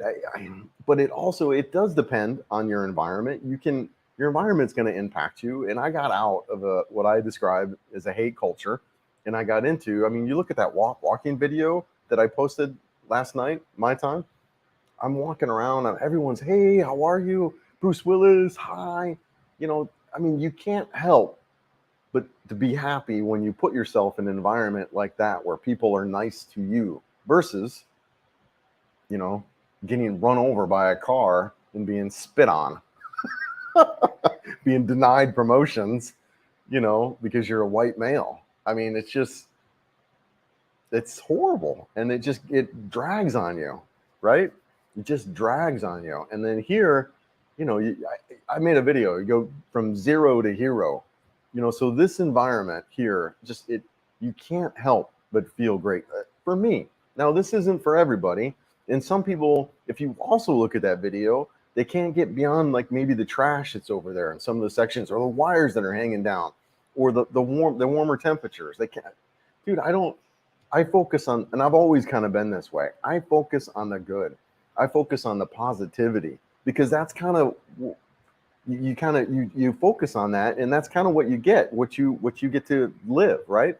If that makes sense, but that's kind of what I do, is I really try to look at the good things that are out there, and not only that, surround myself with good things. I am, so it's so important to be around people who are positive and energetic and happy, right? So I surround myself in that kind of environment. Yeah. And then also try to take care of myself, right? Physically, to be in shape is so important for our well-being. So those are my tricks. Great question, man. Appreciate that. Appreciate you presencing that for me. And then, yeah, thank you for that. Best breakfast place near the Quest. Pancake House, brother. And so the Quest buffet they got a buffet there, but if you go over to Isle Mall, you can go to the Pancake House. Now look, there's some tricks to get in the Isle Mall before they open at 10 a.m. And what you want to do, it's a little bit hard, but you'll once you see it once, you can do it. You go in through the outdoor entrances. So there's two of them, but you basically you can't go into a normal mall entrance; they won't let you in. But if you can find one of the entrances that are actually outside the mall, because there's an outside section of the mall, that's where you go in and tell them I'm going to the Pancake House. Now I think the Pancake House opens at 8 a.m. So you can't go there at 7 o'clock and say you're going to go there. So yeah, you can go at 8 a.m. in the ILM Mall and get access to the Seattle's Best, Pancake House. There's a couple of breakfast places there, right there in the mall. All right, where am I? Right there. When I turned 56, I put 22 of the paycheck each month. It's the best thing I ever did. Yep. With Social Security, I'll add 600 a month, puts me over 3,000 until I'm 87. Yep, I'll be dead weight. I'm same way, brother. I was putting in 18% for like decades. For decades, 18%. I was talking to guys. My last coworker, dude, how are you putting away that much money? But yeah, I put in 18% of my, and it started off because I'd been there for 16 years. I was doing like these 3% increment, 2% increments. I can't remember, 1 or 2% increments. It changed a couple of years, but each year it's just kind of going up and up. And as I would get raises, right, like every year we got a cost of living raise, I pretty much just had the same amount of money, but I kept reinvesting that. So I was maxing out my 401k for I think the past 10 years, maxing out, right? So yeah, it makes a difference, man. But it's money I can't touch, right? Not for another 59 and a half. There's a rule of 55. And I was going to try to work to 55, but now that I'm not working, I don't think I can. That rule of 55 doesn't apply to me. But yeah, good for you, man. Good for you, brother. Hey, Chris, I'm driving home now. Still listen. Have a good day in advance. Thanks, Benny. Can't wait to see you out here, brother. Can't wait to see you out here, man. Yeah, 401k. No, I got you, man. I got you. Where did you stay in your visit to Dumagetti? So, Phil, I stayed right downtown. I can't remember. I did a video on it. Really nice hotel, right on the strip. Couple places. I also stayed, I think it was the Go Hotel, which is in the mall, and that's all right. Nothing wrong with that. But then I moved down to the kind of the boardwalk area and stayed down there. I kind of like that a little bit better. But yeah, I stayed at the Go Hotel, and then another. I can't remember the name of the place I stayed at on the boardwalk. Really nice place though. Around 2,000 or so. Not too bad. Not too bad. Yeah, decent little spot. And I like Dumagetti. It just too small town for me, right? And then just kind of too spread out. You need transportation. You need a car. You need a scooter. You're not walking around that town. You need a transportation. Here you don't. More like city life. You wander around, you walk, you catch a cab, that kind of life, right? Dumagetti is different. Yes, Chris. They say the safest place in the stay inside during an earthquake, and the safest place in the building is not near not near an elevator shaft. Okay, good. Yeah, stay inside the building, stay in an archway, get under stuff. I've already looked here. The maid quarters is all surrounded by concrete. That's where I'm going, and it's also inside. So yeah, that's where I'm going. In case of an earthquake here, or a major typhoon or whatnot. World Zoom said rental prices are dropping in Cebu. Apparently, there's a lot of vacancies. So, Kim, there are. Not only are there vacancies, there's a lot of construction, massive. So it is a great place to rent, dude. You can find a place like that. I mean, a day you can find a place. You go into these high rises. You go into Selenia. You go in there and you go down to the counter and say, look, can you give me? Do you know any places that are available? And they'll give you a list of numbers. Or you contact my buddy Ram. You have to scroll through my comments, but I posted Ram's information in there. My comments in the community tab. In the community tab, I posted Ram. Dude, that guy will set you up like that too. There are so many rentals here. It's so easy to find, and nice places, guys. Nice places. You can expect to spend about 20 to 30 for a studio, and maybe 25 to 35 for a one bedroom. It would be kind of the average prices here in Cebu City. And nice places, pools, gyms, really good, right? And those are pesos, so you can convert it out. But yeah, lots of places. So it's a great market. It's not a great market if you're looking to rent something, right? So if you own a condo and you're looking to rent it out, it's not a great market for that. But if you're looking to move here, dude, it's amazing. If you're looking to buy here, amazing, right? Yeah. Lots of places going up here, and it's just, they're everywhere. You look up, you see cranes everywhere. Big high-rise condominiums that are going up here. Cebu City is booming, man. It is booming, and it's not going to be long, especially for channels like mine. Guys are going to come out here. Just thousands of them are going to be coming out here. Great lifestyle. We're treated well. We've got dating. You've got relationships. You've got beautiful weather, an easy climate. You've got crap to do. You got friendly people. I mean, compared to where we come from, come on, guys. Where are you going to date a beautiful 20 or 30-year-old woman? Where are you going to, just even forget the age, right? Where are you going to find a beautiful, loving, kind? It's hard, right? And granted, this isn't perfect, but for us, from where we come from, it's just absolutely amazing. Yeah. Love it here. Love it. There's no way I'm going. I'm not going anywhere. I'm staying right here. Woo. Stocks, bonds, CBDC, banks going under. The financial system will have some turbulent time ahead. Getting your money may become a problem. Have a plan, people. Just saying. All right. Yep. No, good advice for sure. Honest. That's you. Thank you, bro. Thanks, Rob. Appreciate it, man.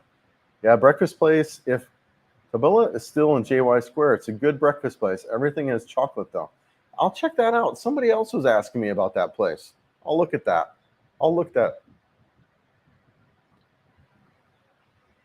Yeah. There's a place Taco took me to that was really good, too. It's kind of like a Paris. Yeah, I can't remember the name of it. Really cool place, though. It's got a good vibe in it. Really nice restaurant. I'm sure you know the one I'm talking about. It's just outside JY Square a little bit. I can't remember the name of it. Really cool vibe in there. They got gelato, decent menu. I had some spaghetti, but it's a little bit on the sweet side, which I'm not a big fan of sweet spaghetti sauce, but yeah, not bad. I saw the Pancake House. You can find it by finding at Starbucks. Yes, good advice. Yeah, right across the Starbucks on the Pancake House. So there are two Starbucks, though, in the Isle Mall. This is the one on the lower side. There's another one actually on the top floor. That's the one I used to hang out at quite a bit. So yeah, no, good call, Phil. I'm looking at moving to Cebu. Is Cebu IT a better option? Looking to date and easier to walk around on foot? I think so, Billy. I think Cebu. I think the IT park is better than the business park for walking around. Look, they're both great. Cebu Business Park is more of an indoor deal, which honestly that can be nice as you want to escape the heat. Maybe it's a rainy day. So the Cebu Business Park is a little more of an indoor experience. The terraces that are there, they've got right now, it's all decorated with Christmas lights. They have events that are there. Massive they did a big outdoor event. They have big travel expos. So there's a lot going on at that Ayala Mall, which I think makes the big business park a viable option. I loved it there. I stayed there a whole year. It's great. Now the IT park, it's a different vibe there. It's a little more outdoors. You have these walking areas that are more outdoors. So if you're okay with the weather, it is a little bit more of a 24/7 environment because of the call centers that are there. Because of the call centers, you got people wandering around the city. So I feel like I get a lot more attention in the IT park from the opposite sex than I do in the business park. So, maybe the dating is a little bit better there in IT park. I never met anyone in either one of those areas, actually. I'm kind of one of the guys that actually struggled a little bit with dating, honestly. I'm just kind of an idiot when it comes to women approaching me and picking up on the signs and signals. I joke, it's like she really wanted to know what time it was, guy. But anyways, yeah, I mean, IT Park could be better in some ways. I think for the single guy, I think that might be some truth to that. But yeah, good question. Great to see you both, and thank you again for all your help. Yeah, man. No, yeah, Calvin. It's such a shock running into you, man. It's such a shock. Like, yes, he's back. Yeah, good for you, man. I'm glad. We got to catch up. I want to hear what's going on. I want to hear what's going on. How long are you here for? I want to hear all of it. So I'll reach out. It's been a little bit, brother. I'm not gonna lie. It's been a little bit hectic with the move and all the stuff that's going on. It's been busy in my world. So, but I want to connect soon. Let me know if you're only here for a little bit, because we'll make it a priority. Yeah, man. You're one of the only few Philippines bloggers that actually has a financial plan, not living on a wing and a prayer. Yeah, man. Yeah. Although, look, so I operate out of a world of scarcity, which isn't the healthiest way to operate. It's not, right? Because you're always like, oh, crap, that kind of deal. And I think a lot of us do, especially if you have money, you kind of think that way. I'm not going to lie, though. Trying to make a couple bucks on YouTube is a priority for me now. It really is, especially after the last 6 months and the spending that kind of happened. My budget was over $3,000 a month for the last 6 months. So it was kind of eye opening when I saw that. Because I've also been a guy that doesn't really track every cent and penny, but I just noticed the amount of money that I'm pulling out. But yeah, no, I've got a plan. I do. I just get a little bit spooked. I'm not spooked once I hit 59 and a half. I get spooked though over the next 6 years.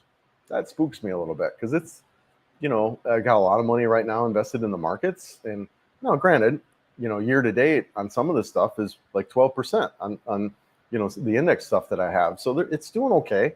But it's spooky, because it's close for me. So yeah, no, but I appreciate that. And hoping that YouTube kind of starts kicking in a little bit because, I shared with that in my last live, the YouTube isn't really paying anything. I think I've made, not even 3,000 for the whole year of 2023. So it's less than a couple $100 a month, right? For, doing a lot of work. So YouTube, the first year for me hasn't really been a big financial deal. If anything, it's cost me money, right? But again, I'm not doing it for money, but it would be good. The goal around YouTube is the financial goal around YouTube is for it to cover my expenses. So that would be, or even close to, right? If I could, the financial goal for YouTube would be if I can make 2,000 US a month, that, 24 a year, that would put me in a really good situation where then I wouldn't have to touch my investments. I could just let that money grow. When I say my investments, I mean outside my 401k. I could just let that money grow, and then, maybe in the next 4 or 5 years, use that money to buy a really nice condo, right? That's really the goal. Use YouTube to kind of not touch that money and then get a really nice place. So we'll see how it plays out, though. Yeah, thanks, brother. I do appreciate that acknowledgement, Chippy. I really do. Oh, did I lock up? Not letting me click. Okay, hold on. Sorry, I got locked up there for a second. 1 second, guys. Sorry. I'll see what's going on here. 1 second, guys. Sorry, I got locked up and then moved around. 1 second, sorry. Yep, mixed up in the comments. World soon, stocks, bonds. Thanks. Okay, yep, we got there. Breakfast, okay, we got that. Sorry, guys. My comments got all mixed around here. Yeah, okay, we got that. Yep. Sorry, guys. 1 second. Sorry. Yes, okay, good. I have a little bit of OCD. I had to get right back to where I was. I didn't want to skip over anyone. So thank you, Chippy. Oh, best high class. Okay, cool. Thanks, John. Best high class bar in Cebu from the top of my head. F Cafe, Fillers, 12 Note Speakeasy, yes. Rooftop Bar. Pig and Palm. Shout out to Ramo. Man, went to that place. Really nice. Yeah, Pig and Palm was beautiful. Mm-hmm. Thank you for posting that, Ramo. What is considered a fanciest condo there? What is considered the fanciest condo there? I don't know, brother. I can tell you the place I'm in right now is there. It's up there. My neighbors, like people below me, are like Robert De Niro type actors. You know, I mean, so this is one, that's for sure. Finding condos and rent in Cebu. Is Facebook the best option for cheap places? Yeah, okay, Billy. I think Facebook Marketplace is a great option.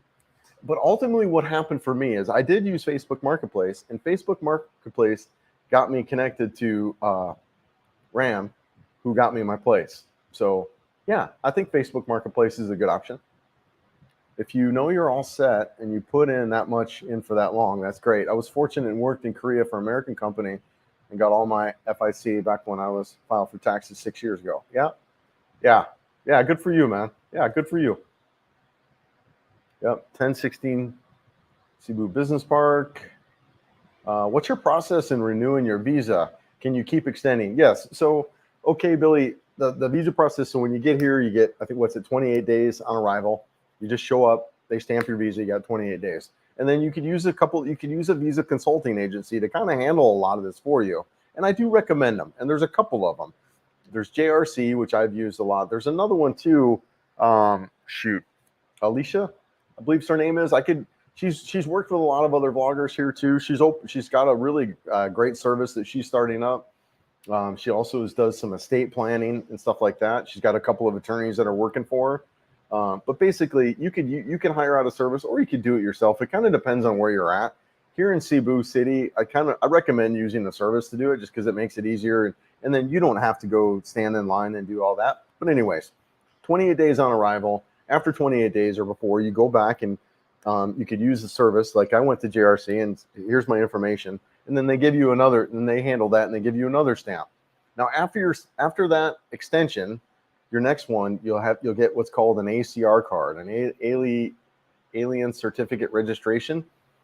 Yeah, and that will cost you a little bit more, whatever. It's around 15,000 pesos for that card. And then once you get through those first couple extensions and you get your card, then you can start doing longer extensions. You can do like 2, and I did a 6-month extension, but I wasn't. So there's 2 and 6 months. There's some question about whether or not you can do 6 months extensions anymore. So that's kind of the time frame, and you can do that up to 3 years.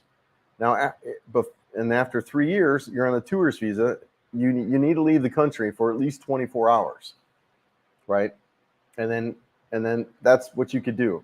So really, you can stay here indefinitely on a tourist visa. Now, after 6 months of being here in the Philippines, if you want to leave the country, you need to do what's called an exit clearance. And the exit clearance, gentlemen, it can take a while. So you want to give yourself a week to 2 weeks to get that done. And again, you could use these visa consulting agencies to handle that for you. You go to them ahead of time and say, look, I'm planning on leaving the country in a week here, whatever, can we get the exit clearance? And then they handle that. But no, if you've been here longer than 6 months, you need to get an exit clearance. And then whatever, you go to Bangkok, you spend the weekend there, and you come back, and the whole thing starts all over again. You got your 3 years all over again. You get your 28 days on arrival. You can do another extension after that, and then boom, you start open 2 to 6 months. So that's the visa process in a nutshell. Like I said, I recommend hiring a consultant agency, especially if you're in some of these bigger cities where those immigration lines can be quite long. I know guys that just do it themselves.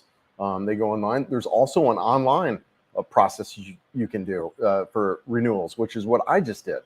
I did a 2-month renewal online. It took me like 10 minutes. So visas are really simple and easy here in this country. And it's one of the reasons why I chose the Philippines. What's your ratio eating out versus cooking? What are some cheaper eating out? I eat out most always, but now that I'm here and have a kitchen, I might cook a little bit more. I'm a kind of a crock pot guy. I like crock pot cooking. I like putting meals in the crock pot and then coming back hours later and they're done. But so I haven't done a lot of that in this new place quite yet, but I plan on it. But I eat out quite a bit, and you can find cheaper places. I had dinner last night at a really awesome, one of my favorites, Barangay Seoul, 150 pesos for a meal. What's that? Let's convert that out. Like a couple dollars, right? Yeah, $2.70 for dinner last night.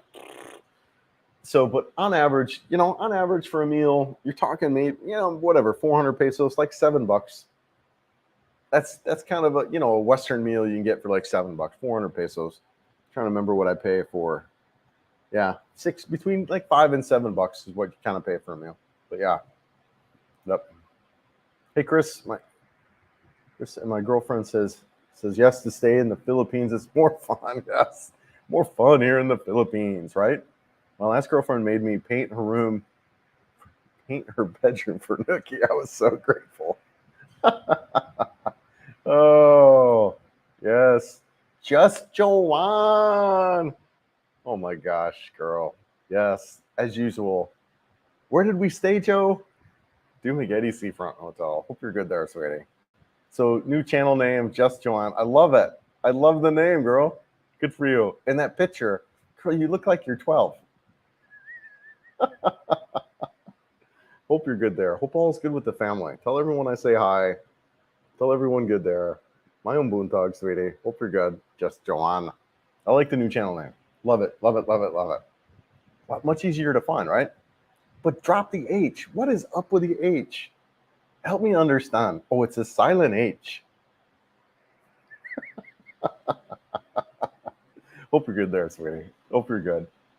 I'll see. Hey, appreciate your advice in Cebu, Bahol. Happy to see a genuine man such as yourself being happy and away from decay in West and Cebu for retirement. I'll see Salamat.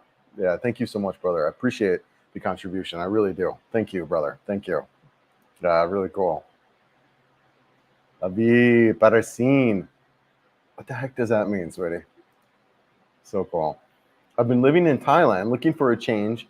Main issue is the language barrier. Yes. Hence why I want to check out Cebu. Brother, you're right on, man. You're right on. And it's a big one. It's a big one. There's something to be said. When you walk into a restaurant here, you can have a conversation with somebody. You can order food. You can read a menu. Right? Legal documents, when you go sign your lease, it's in English. When I bought my motorcycle, all the paperwork's in English. It makes it easy. Makes it easy for us, right? Makes it easy. Yeah, I'm with you, man. I'm with you. And you're accepted here as a foreigner. I'm with you. Her love language was acts of service, so always had to do projects for love. Yeah, all right. Nice, man. Mabuhay. Yes, mabuhay, Joe. Long live. Joanne. Jean. Long live Jean. Oh, sweetie. Hope you're good there. I really do hope you're good. The rumor is that you don't have problems attracting. I know, man. The ladyboys. Look, I've always been a ladyboy magnet my whole life. Yeah, I've been a ladyboy magnet my whole life. Which, whatever. I don't mind. I've actually had some really, really good guy friends who are gay. Really good friends. Good guys. Yeah, throughout my life. I'm just, whatever, man. I don't really, I've always been honest about my preferences, but I don't blame people or judge people for whatever they got going on. I just, like, if you're a good person with me, none of that stuff matters. None of that matters to me. But yeah, I've always been kind of a ladyboy magnet. Yeah. Hey, Joe, Chris, here in Fairfax County, Virginia, about 12 miles. Yeah, it's beautiful, man. Hey, John. Yeah, I've been to DC a little bit. We had an office down on J Street, 9th and J. An office down on J Street in DC there. Loved it. Great people, man. God, I miss people I work with. I do. Yeah. What's your zodiac sign, Chris? I'm guessing Pisces. I am a Scorpio. I just had my birthday a couple weeks ago. Yep. Yes. Mabuhay, Joe. JC. 24K a year. We also help later when Social Security up. 24K is under the, oh, okay. 24K a year will also help. All right, that's good to know. So if you're saying if I make under 24K a year under the Social Security threshold, I got a couple years for that, but I appreciate that. It's got me thinking, right?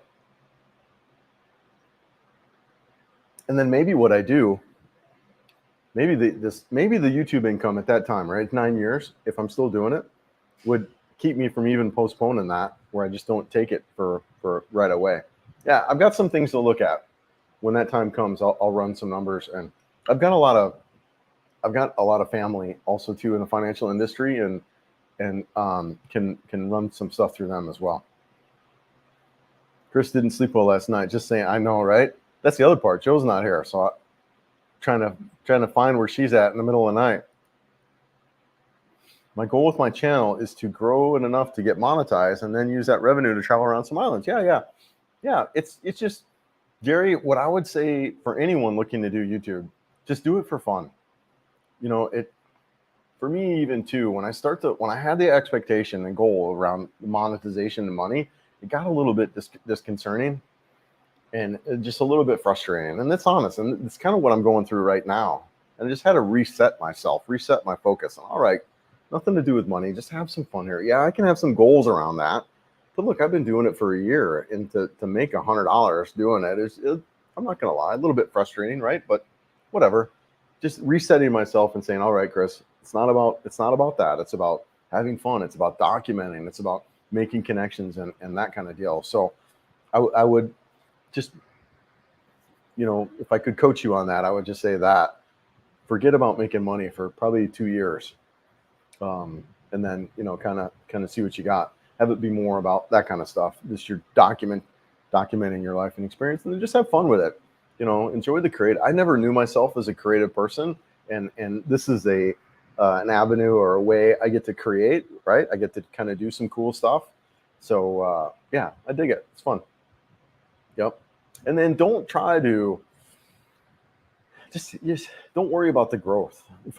Try to focus too on doing the best stuff that you can do, like have really good audio and try to make the best content you can make, and just keep learning and getting better and better. That'd be the other thing too.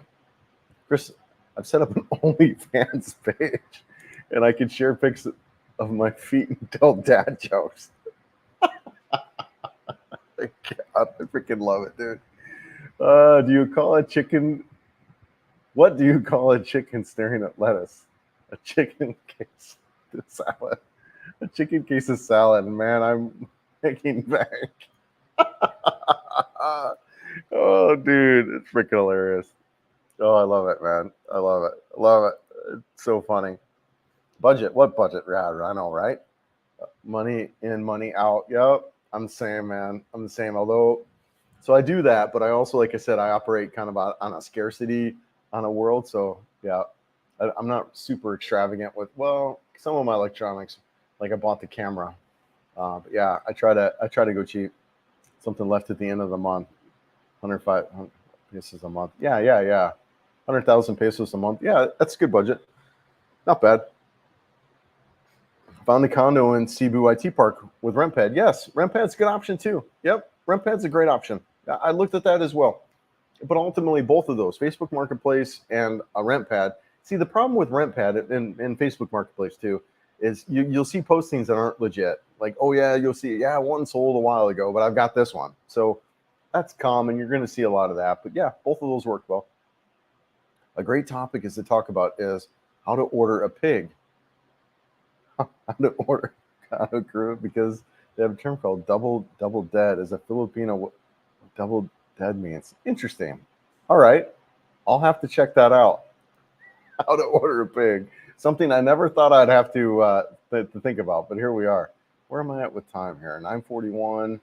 All right, good. So 9-10 minutes. RentPad did all the paperwork for the rental agreements. Okay, yeah, RentPad I've heard a lot about, and I did use it when I first got here.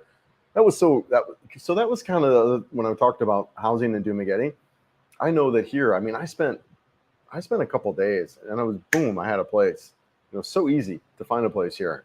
You know, with RentPad and Facebook Marketplace and just the abundance of properties that are here, it's really great, really easy. you might want to try a bit of day trading. You can practice with, if not greedy. Yeah, man. So I have a brokerage account with Schwab. I don't really do any day trading. My stuff, I've mainly just index funds, stuff like that. I have a couple of them. I just stick my money in there. Dude, they're performing. I got, let me see what year to date on one of them. I was just shocked, man. Let's see, year to date, 11%, which is that, and that's pretty good. Year to date on this one, oh, that's 11%. Let's see what this one is. Year to date, 19.28. Woo! That's which one is that? SCHB. Schwab Fund, SCHB. Year to date, it's 19.28%. Just a Schwab US broad market ETF. So I liked it. So, you know, I don't know what the hell I'm doing. I'll be honest with you, but I look for stuff that has low fees, and just like I said, these index funds, these market funds. So there's, you know, their holdings are big companies, right? They're like Apple and, you know, everything else. They got 29% technology. Yeah, it's a large brand, Schwab EFT, and let's see what some of their holdings are. I can't see it, but it's massive, right? They're big companies. So that's here's holdings. Yeah, Amazon, Google, Microsoft, Apple, Nvidia, right? And it's cranking. And so I'm, you know, that's kind of the stuff that I look for. It's just big market funds, low fees and crap like that. I'm not really a day trader, but I kind of stick my money in those and then just watch it grow. My wife and I just returning from Bangkok, automatic 1-year visa at the Cebu airport with a Filipino wife. Yeah, you're right. Yep, George, it's yeah, it's a lot easier with that kind of deal. Eat in wiener adobo, chicken nuggets, and rice. Yeah, I like crockpot cooking. I do some crockpot stuff. JRC or Heidi at CNG. Yes, absolutely, John. Heidi. So I'm going to be. So she and I were supposed to actually do. She was going to join my live on Wednesday, and I couldn't. I just too much going on. I couldn't get it to work. But she's going to join my live, and we're going to talk about the services that she offers. I was really impressed with her. She's got some visa consulting stuff that she's doing. Like I said, she's also doing some estate stuff, which I think is really key as well as we get over here. You know, the plan on what happens when we die, where do we want our bodies going to, that whole procedure. They offer services around that, which I think that's critical and key. You know, so yeah, really highly recommend them. And she'll be coming on a video here soon to talk more about the services that they offer. Oh man, you know, thanks, Thomas. Thank you for mentioning your auction your stuff when you moved. Yeah. Oh, I think you mentioned you auction your stuff when you move. Any experience and suggestions on those who will need to downsize everything? So, brother, shout out to my sister Phoebe, right? So she gave me some really great advice, and she said, Chris, go out to a website called estatesale.net, and what you can do is you can put in your criteria what you're looking for, and they can come out and they can give you prices and estimates on all of that. Now, the one I had was what I think they call it like a forklift service. They came in, they came in after I moved and took everything out and warehoused it. Now they're just kind of selling it randomly. So, but go out there, go to estatesale.net is what I did. And I got hooked up with several companies that basically came in and sold it all. So, and then, you know, what you want to do when you're looking at stuff to kind of get rid of or keep, just look at what you're using, right? Pay attention to day-to-day stuff. All right, this is something I use every day. I'll take it with me. And then the stuff that you haven't touched in months and weeks and years, obviously it's something you're going to want to get rid of, right? And try to let go of that stuff. But I shipped 3, what do you call, Balian boxes or whatever. I shipped 3 of those to the Philippines here. So I didn't have a ton of stuff, but you know, my clothes, my electronics, my really nice dress shirts. You know, I had really nice polos. You know, like Charlie from 2.5 Men. I had some really nice, you know, kind of bowling polo kind of deals. And I brought those with me. So yeah, because those are kind of a little bit hard to find here. But that's kind of the advice I'd give around downsizing, and specifically how I came about kind of getting rid of all my stuff. So, and thank you, brother. I appreciate it. Thank you so much. Thank you. Thank you. Taco. Joe was, oh yeah, the Levina Paracine, pronounced Levi Paracine, is where we went for dinner. Yes, by Mormon Church. Good to see you in your new digs. Got to run. Talk soon. Yes. Yeah, that place, Levi Paracine. It was good. Super good. The gelato was good. The spaghetti was all right. A little on the sweet side, but I'm excited to check that place out. They have a really nice coffee bar too. John, we should go there, brother. I'm sure you've been there, but in case not, let's go there and try the coffee. I checked out RentPad. 24 square meters, too small for a studio. 24 square meters is not, it's not too bad. That's about the size of a studio that I had. It's not too bad. It's not too bad. Yeah. Dean. Yeah, you know what? I missed Wednesday, brother. So I went ahead and just like, you know what? Let's go ahead and get live. And so yeah, so I'm here. We're doing it. We're kicking it live. Thanks for being here, brother. Hope all is good there. Hope all is good in UK. You enjoying your winter? Getting ready for Christmas? When I watch winter, I wonder who films you. Your girlfriend. Hopefully they're walking backwards for a mile. No, I've got a video on my on what I use.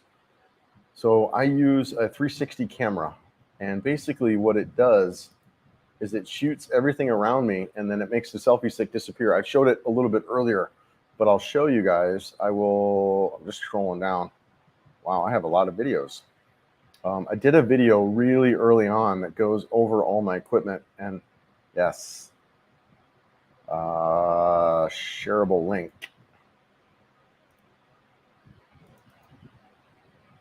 Paste.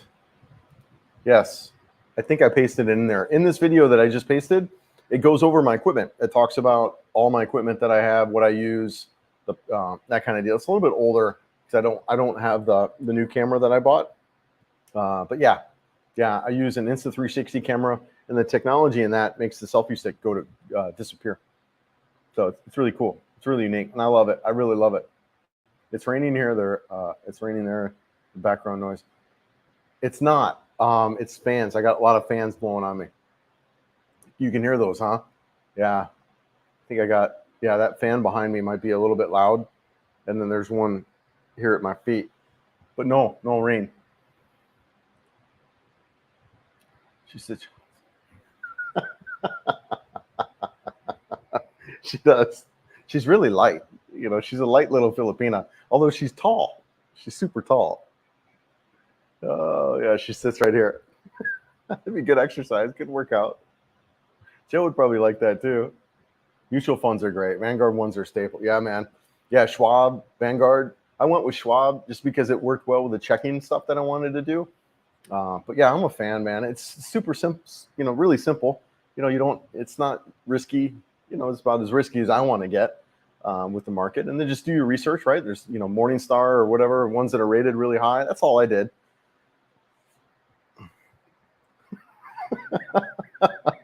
And I've gotten lucky, man. I've gotten lucky. So here's a story about luck, right? And here's a story about why I get along well with my ex-wife, to be completely honest with you.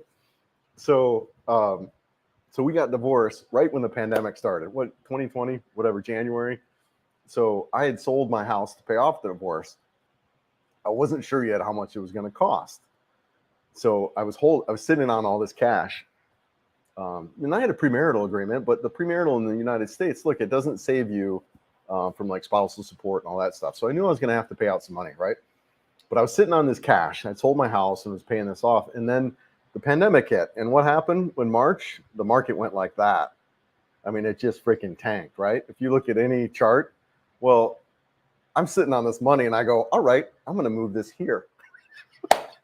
And dude, I freaking see like 70% I went up.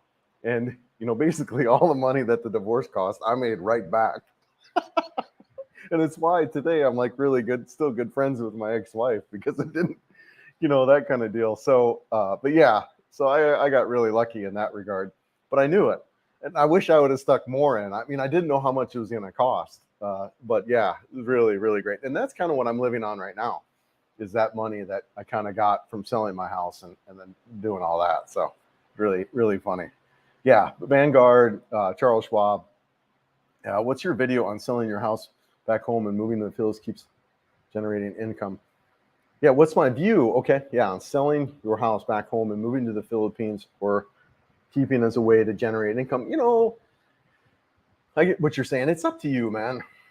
I think if I know guys who do that. I don't. If you watch Chad Foster Explorers, he does that. He's got some properties in Florida that he manages. I see guys that they have to go back and kind of handle stuff and do stuff around that. To me, it would be more of an inconvenience, but it's up to you. I mean, if the housing market isn't really good right now, if interest rates are still what they are and whatever, and people aren't selling, and you're going to take a hit, then yeah, maybe it makes sense to rent it out for a little bit. When maybe a market, especially now, right? Because it's winter time, maybe even wait till a little bit on the summertime before you can sell it out at a full price. But it just kind of depends. And as far as, are you okay with flying back? Are you okay with handling it? Do you have maybe a good property manager that's going to manage it for you? I think it kind of makes sense too, if you're a little bit iffy on your long-term stay here. That way you've kind of always got a house there in the background. If financially, if money's not an issue, then, whatever, you can hold on to it. And like I said, get a good property manager. That would make sense. But it depends on your situation. I could see selling it out, or I could see holding on to it. Right? Yeah. Either way. Right? Scott, I haven't seen you wear any of your Charlie Harpers. Yeah, I know, right? I haven't. I usually only wear those if I'm going to like an event. It's super casual here, and I try to blend in. I don't like to be super dressy and flashy. I try to blend in. So yeah, I don't wear my Charlie Harpers around. You're so funny, Scott. That's hilarious, brother. Yeah, I'm not a winter person. I'm officially the summer comes back. Yes. Yeah, you like the Philippines, brother. You got to come out, man. You got to come. Seriously, you got to come. So I'm in a place. I got a 2-bedroom place. Come. You need to come. You have a free place to stay. This is one of the guys I worked with. You got to come. Get your ticket. Book it. So cool, man. Oh, so good. Yes, come out, man. Mm-hmm. In the middle of watching the vid, moving to Foreigner Bubble from 11 hours ago, then I saw the live related vid, so I had to click on it. Yeah, man. No, thanks for being here, dude. Mm-hmm. Thanks for being here. Appreciate it. Appreciate it. Yes. Oh, wow. We made it through the comments. The studios are a bit claustrophobic for Western people. Yeah. You get used to it, though. You kind of adjust to the space. You do. For me, I didn't have a lot of stuff that I brought with me. So, I mean, it was small when I got in. But, the nice thing about Selenia there in Iowa Mall is you just walk across the street. Not only that, it had a really nice outdoor spaces. So you can get out. You can sit in the common areas. You go on the sun deck. It had a lot of spaces that you can get to. Yeah. So it just depends on where. It's kind of one of the disadvantages too, I feel, about living in this super nice place, Chippy, is that I'm not going to want to leave. It's also too the similar thinking, like when you're traveling, when you go to like some of these areas, like we were in Bohol, we stayed in this really elaborate, nice resort, Hainan resort, and we didn't go anywhere. We stayed at the pool, we went and that kind of deal, versus when we stayed at this really garbage dump, we got out, we toured, we drove around, we did stuff. So, there's kind of pros and cons to all of that. But, yeah, it's personal preference too. If you get a smaller studio, you might be more prone to kind of getting out and about versus, a 96 square meter place like this one. I'm packing my Speedo. Yes. Yes. All right. We're up to date on the comments. I'm actually going to go a little bit longer. I'm pretty good here. So I'm going to make some more tea really quick, though. More coffee. Let me know what you guys want to talk about and what's there on your list. Anything that you have questions about? Any suggestions for videos? Anything you guys want to see? I think that's enough water. Yeah, I can see. Sorry, pouring some stuff in here. There we go. Ah, it's so great. Eugene came on. My brother, dude, you got to come out here, man. You got to come out. Oh. All right. What questions we got? Anything?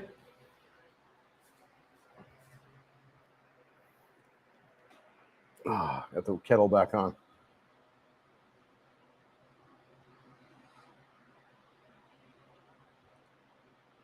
Yes.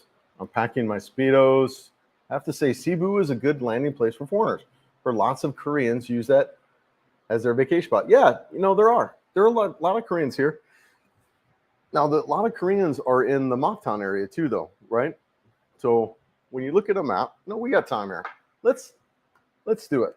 What do we got? I'm gonna pull up. Let's pull up a map.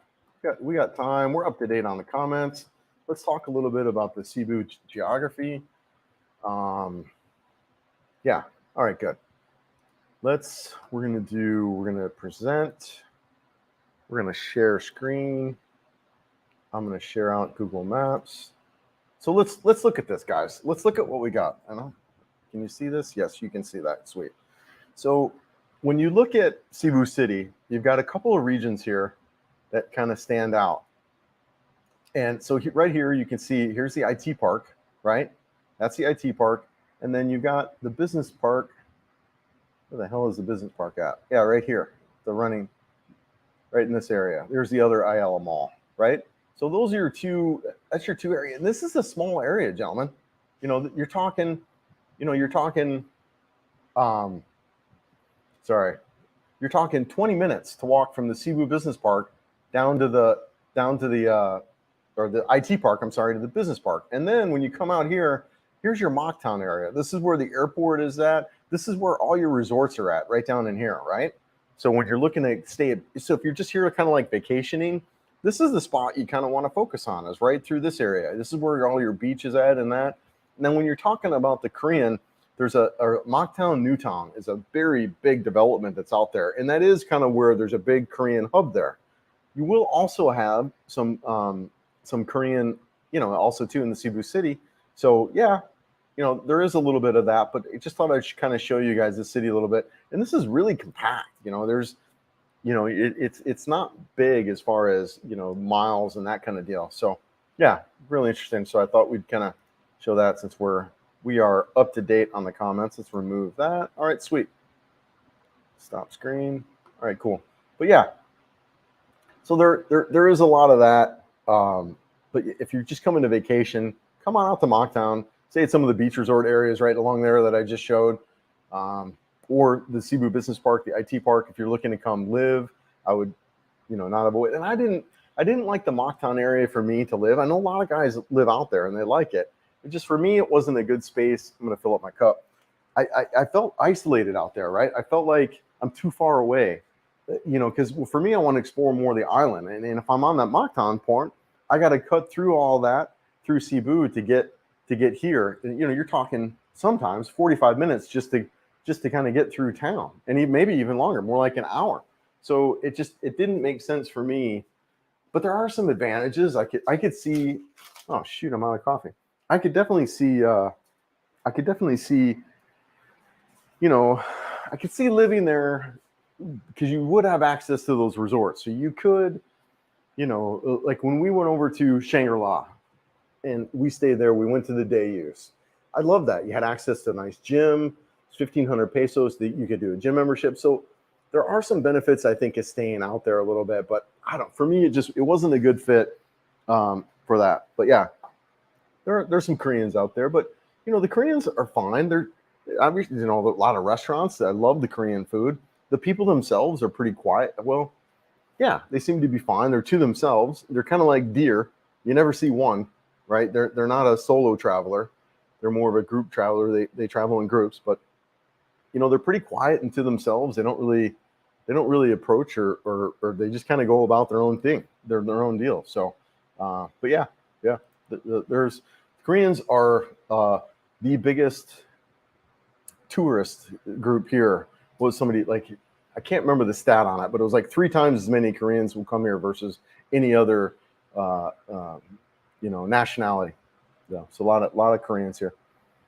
Is it a different place you're in, or did you have a different angle of your camera? And how's lovely Joe? Yeah, Dean. So I moved. I moved like 3 or 4 days ago. I think this is my third night in my new place. So I'm here in my new place. I moved to JY Square area, another part of Cebu City, and I'll be here through October. Yep. And Joe is back in. Joe's back in Leyte. She's there for a couple weeks. She's handling some family stuff going on there, just kind of getting reconnected with family and helping out. You know, Joe was a caretaker. She helped out with a family before, so some things have come up where she's doing some stuff there. I'm a listener, but wanted you to know I enjoy your videos and lives. Thank you, K9. I appreciate it, man. Yeah, no, thank you. Thank you so much. Thank you. I really do appreciate it. Does your condo have a backup generator? I'm not sure. I think they would. I'm not sure, though. I know Selenia did, and that came on a couple of times, but I'm not sure about this one. I would assume it did, but I'll ask. It's a great question and something that's good to know, you know. How do you easily access your cash? Do you use Schwab, Fidelity for checking? I do use Schwab, but usually for accessing my money, what I do is I use Remitly to send myself money, and then I just go pick it up at the bank. I don't use ATMs or any of that. I send myself cash periodically. Got to go to bed, 2 a.m. here in Scotland. Nice, brother. Thanks for staying up. Good night. Sleep well. How difficult was it for you to adopt the money? Measure how difficult was it to you to adopt the money versus, okay, yeah, okay, the miles, kilometers, Fahrenheit. So the money is super simple. It's all, 1, 10, 100, 500, 1,000. It's all simple denominations, right? Honestly, I feel it kind of makes sense. Yeah, 1 peso, 5 peso, 10 peso, 20 peso. It's super easy to figure out. I don't convert dollars to pesos anymore. I don't do that. I actually think mostly in pesos now. But as far as buying stuff and interacting with locals on money, it's super simple. It's super simple. Kilometers and miles, a little bit more of a challenge. That's been a little bit more of a challenge to convert. I don't know, like in my head, I'm still thinking miles. I don't think kilometers. Fahrenheit versus Celsius. This is another one for me that's really interesting. So because I don't really watch news and all that stuff, and I get my weather from my watch, which I don't have on right now, I actually still think in Fahrenheit. I don't think in Celsius. I'm still, as you watch my videos when I'm giving the weather, I'm giving you the weather in Fahrenheit. So, and pounds versus kilos is another one I still kind of struggle with, honestly, that I'm not quite there yet. I still think in pounds, and I convert to pounds. But the money, I've totally converted to peso. But everything else, I've struggled a little bit. Yeah, great question, man. Really good question. Scott, a big white bald guy. Yeah, you blend. Yeah. Well, yeah, and then I get, if I put on one of the freaking, what's his name, Charlie shirts on, I try to blend as much as I possibly can. It's funny, Scott. If you watch that last video, I mean, seriously, every 10 seconds, there's like, hey, Joe, how's it going? But it's awesome. I really do. I love the interaction with the Filipinos. Love it, man. And you are going to see more of that because that's what I tell people when you're looking to move out here. Yeah, look at the beauty, look at all that, absorb what's going on around you, but also to pay attention to the interactions that you have with people. Like what is that like? Are they friendly? Are they, what is that like in the West? When you go somewhere, how friendly are the people? And then when you come here, just kind of look at that and compare it. It's really, really eye-opening. How difficult was it for you to adapt to the different measurement systems as far as money, miles, and pounds? Yeah, great question. Yeah, we talked about that. Yeah, in your question up there, and I talked about how where I still struggle a little bit. So yeah, definitely on the pounds and the distance, I struggle a little bit. And I switched. I kind of went back and forth, switching from miles and kilometers on like my maps and stuff. But I'm ultimately in kilometers now, because like my dash on my motorcycle is all kilometers, and I could probably switch it over to miles. But my maps, I had it miles, but I did go back to kilometers because I found that when I'm getting directions on my map and it says the turns and whatever 4 kilometers, and then I'm looking down at my odometer on my bike and it's reading in kilometers too. So I had to make sure I was using the same system there. So I'm still working with and I can't like I have no feel. Like when you're driving along and you're like, yeah, next stop in 2 miles, right? You immediately have an understanding of kind of what's that like and how long it's going to take you. I don't have that with kilometers. Yeah, next stop in 2 kilometers. I don't have a good sense of what that's like, right? So a little bit of struggle there still. But money, definitely money has been, I don't think in all American dollars anymore.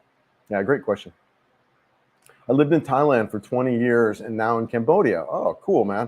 Do you know how many foreigners there with successful businesses? Do you know many foreigners with successful business? I don't see many business owners on YouTube just interested thinking, yeah, great question. I do know a couple of foreigners here with businesses. They're more into, what do you call those? Business process, BPOs, I think they're called. Call center kind of stuff. I know one guy who's doing that kind of stuff. He's got a channel, right? California expat, I believe. So I know one dude. The general rule of thumb though is to don't come here and try to open up a business. It's just a completely different business world, and most businesses fail. Is the coaching that I hear from other people. I don't really have any experience in that, but the logic to me makes sense. And thankfully, I'm not here trying to open up a business or that kind of deal. But yeah, that's kind of what I hear is, local businesses, especially foreigners own. Because look, there's a little bit of a mentality too. They call it a crab mentality. So if you're a foreigner opening up a really successful business, there might be a little bit of jealousy and that kind of thing that's around that. So that would be one of my concerns of doing that kind of thing. But yeah, I don't know. I don't have a ton of expertise other than the conversations that I hear around that. So yeah, great question though. BJ, congratulations, Chris. Your live stream just traveled from KNC to Melbourne without any interruption. Oh, that's nice, brother. And I'm hoping, Benny, I'm hoping what I could do is live stream from my tea park and wander around, do Saturday Night Live from my tea park, man. I think that would be fun. I'm going to try to get that going. Yeah, super boring mock time. I'm with you, man. I wouldn't want to be there. I wouldn't want to. Plus, you're far away. So let's say you want, it's going to take you an hour to get there, right? Long ways away. But like I said, I could see the advantages with the resorts. That would be the one thing. It would give you could be out on Mactan, you could be out there, and then you can have access to like the really nice beach resorts and stuff. Maybe even get like a monthly deal where you can go work out in the gyms, and that would be kind of nice, man. That would be a really nice way to be out there. I could see some advantages. Cool. Hope the move went well, and hope all is well with Joe. Yeah, thanks, brother. Move was stressful. I'm not gonna lie, and just kind of coordinate it, right? And then just not trying. And this is something we all have to do from our Western ways. I mean, we're used to like bam, bam, bam, like accomplish, like knock several things out in one day kind of thing. You really kind of have to take things in stride here. And it was another lesson in that for me. I had planned to get the movers done and then get the internet up and running and all that in the same day. And it just didn't happen. And it was kind of a little bit of a drag. So you just kind of reset, slow down, take your time, and kind of allow things to go on Filipino time, right? Yeah. But things are good. What's the easiest way to date? And shopping malls, online dating sites, and options? Yeah, I would say just in person. The shopping malls, depending on where you're at, can be good or they can be bad. The Ayala malls here, I would not try to date. I would not try to meet girls in either of those malls. For one, the girls that you're going to meet in the malls, they're there looking for you as well, and that might not be the best dynamic. And then, the girls that don't want to date, that are there just kind of shopping, we kind of have a bad reputation, honestly. So I've heard people say they don't go to Ayala malls because they don't want to be harassed by the foreigners. So it just depends, right? So I wouldn't go to Ayala Mall, maybe SM Mall, sure. But just, you got to realize too, it's a different dating culture here. You want to be very easygoing on your approach to women. You don't want to come across as what they call a cheek boy, like you're a player. You won't find good quality women. You're going to find player women, if that's kind of how you come across. So yeah, just more natural, more organic, a slower process. Take your time. Yeah. I love the bike video when you showed the bike store. Yeah, I was drilling at the Triumph motorbike special. I know, Dean. I thought of you, brother, when I was shooting that. I was like, oh, there's the T100. Yeah, man. Yeah, good for you. Good for you. If you really wanted to open a business, best to stay in the background and let trusted person in the front. Absolutely. Yep. I think you're right on there, man. I think you're right on. Hey, Chris, can you talk a little bit about how you get your mail from back home? And do they have a mail delivery there? Yeah. So, Dave, you can do mail forwarding services. I know a lot of guys who kind of do that. There are many of them that are out there that provide that type of service. I don't do that service. Basically, I have everything. My mailing address is my ex-wife's place, and she goes through it, and she'll send me copies of what's there. I really don't get a lot of paper mail, and then I can keep a physical address there in Colorado. So that's what I do. Yeah, great question though. But there's services. Like if you didn't have a friend or family member that was able to do that for you, you can sign up for a mailing forwarding services, which are kind of key in some ways. I might do that in the future just because for like credit cards and all that stuff, if I need to renew, that could be something that they can handle, right? And they're not that expensive. I think they're less than $20 a month kind of thing. But yeah, great question, Dave. Okay, Chris, take care there. Thanks for your positive vibes. I'm off to the beach. Yes, I need to go to the beach too. Jake, hey, Joe. Yeah, this is funny. Further south you get, the more prevalent it becomes. Yep, I saw maybe 5 foreigners in CDO, and everywhere I went, yeah, I felt like the fifth Beatle. Yeah, it's so true. Hey, Joe. Hey, Gano. Yeah, it's so fun, man. I love it. I love it. Mocktown would be good for the beach, for beach bum. It's nice, but definitely limited hassle to get over to Cebu City. Yeah, it is the beach bum, but they're hard to, like, you would have to go to a resort too, right, Benny? You'd have to like pay a day use. So yeah, the one drawback for me is Cebu City is you don't really have good beaches. Not close. Not close. K9, will you ever get a car? Maybe Federal Credit Union gives overseas car loans. Okay, that's good to know.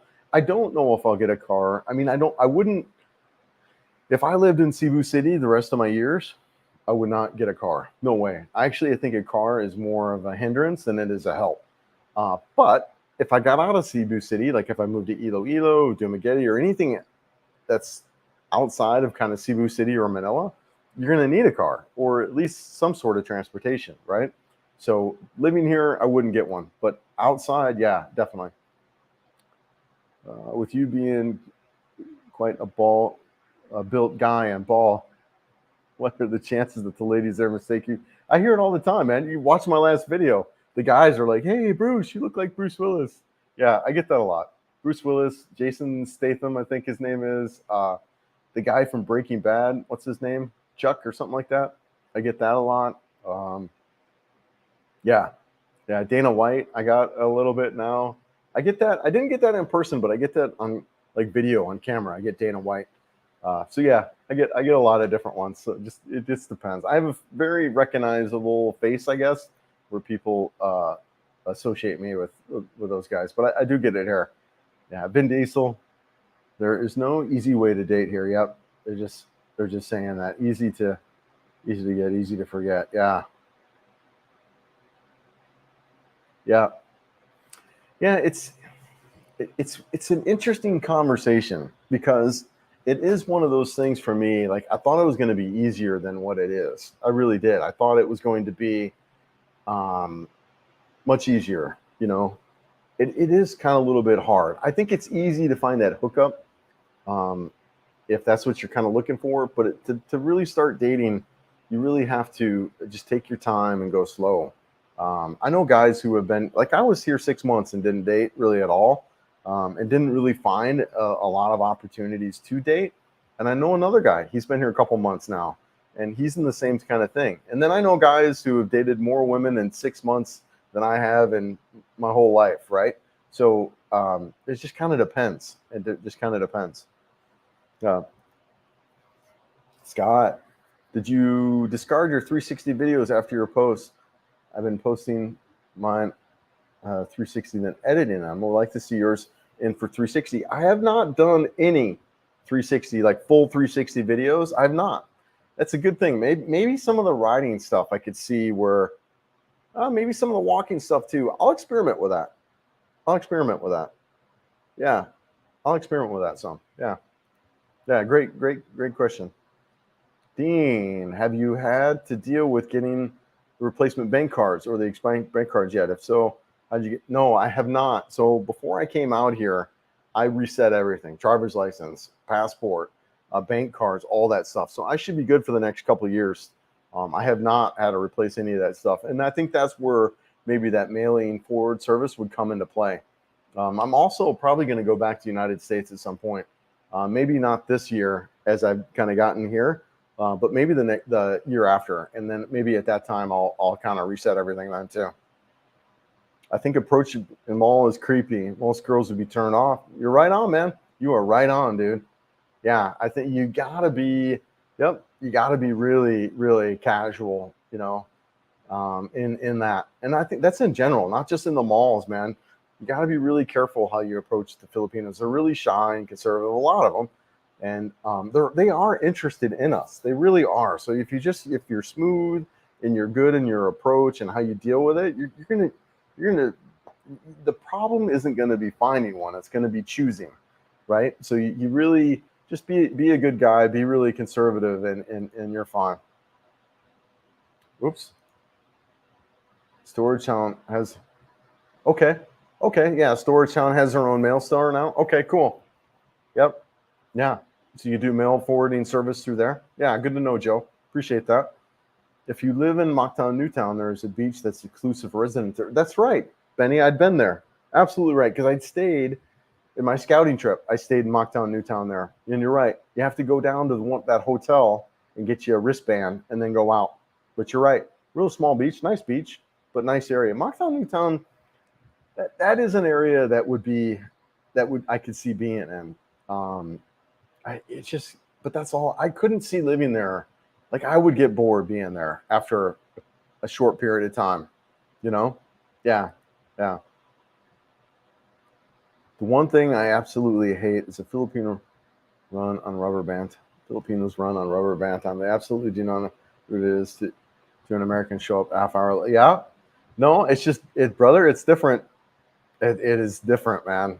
So, and what we have to do, Eric, we got to realize we're the foreigner, right? We're not home, and this came into play for me just recently during my move. So I had tried to move my stuff. I had Globe and all these companies, and I sat here for like 2 hours waiting for Globe to show up, and they're late, and then I had to move other things around, man. So I hear you, but we have to let all that go when we're here and just be like, okay, this is how it is, right? This is how it is. And but I get it. It's an adjustment. It's an adjustment. Yeah. Yeah, Spin Diesel. I get that one too. I think that it's easier to get a genuine relationship compared to. Yes, I agree, man. But this is different than the easiest way to date. Yep. Yes, you have to take the local mentality into account. Absolutely. But it's great. Look, I think as a Westerner, as American, there's probably no better place on the planet to find a partner. If what you're looking for is a girlfriend, a wife, dude, this is probably the best place on the planet for us. I mean, just unbelievable. There's a vlogger in Cordova, south of Mactan, that rents an apartment for around $100 a month, maybe a little bit lower. This complex is new. Plus he's a new bridge to Cebu City. Yeah, okay, yeah, close to the new bridge. I hear you. Yeah, not a bad area. What's that? Yeah, Cordova. I've been over there. Not bad. I mean, all right. Again, I mean, in that area wouldn't be too bad because if you take that new bridge over, you're kind of the SMC side. Yeah. To me, it's not. Mactan isn't. I don't think I would want to live there. Yep. I like the fact that I could walk around this area. There I'd want transportation. Here I don't need it. I walk around everywhere.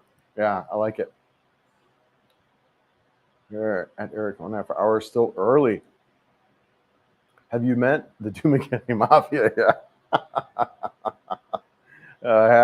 I have. No, there's no such thing. Good guys out there, man. I do the guys. the expat community in Dumaguete is really great. It is such a great group out there.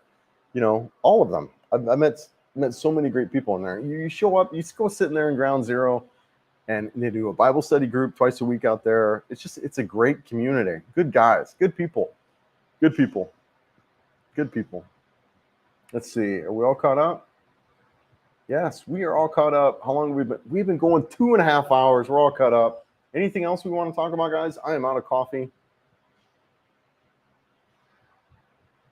Anything else on anyone? Any last minute questions before we wrap it up?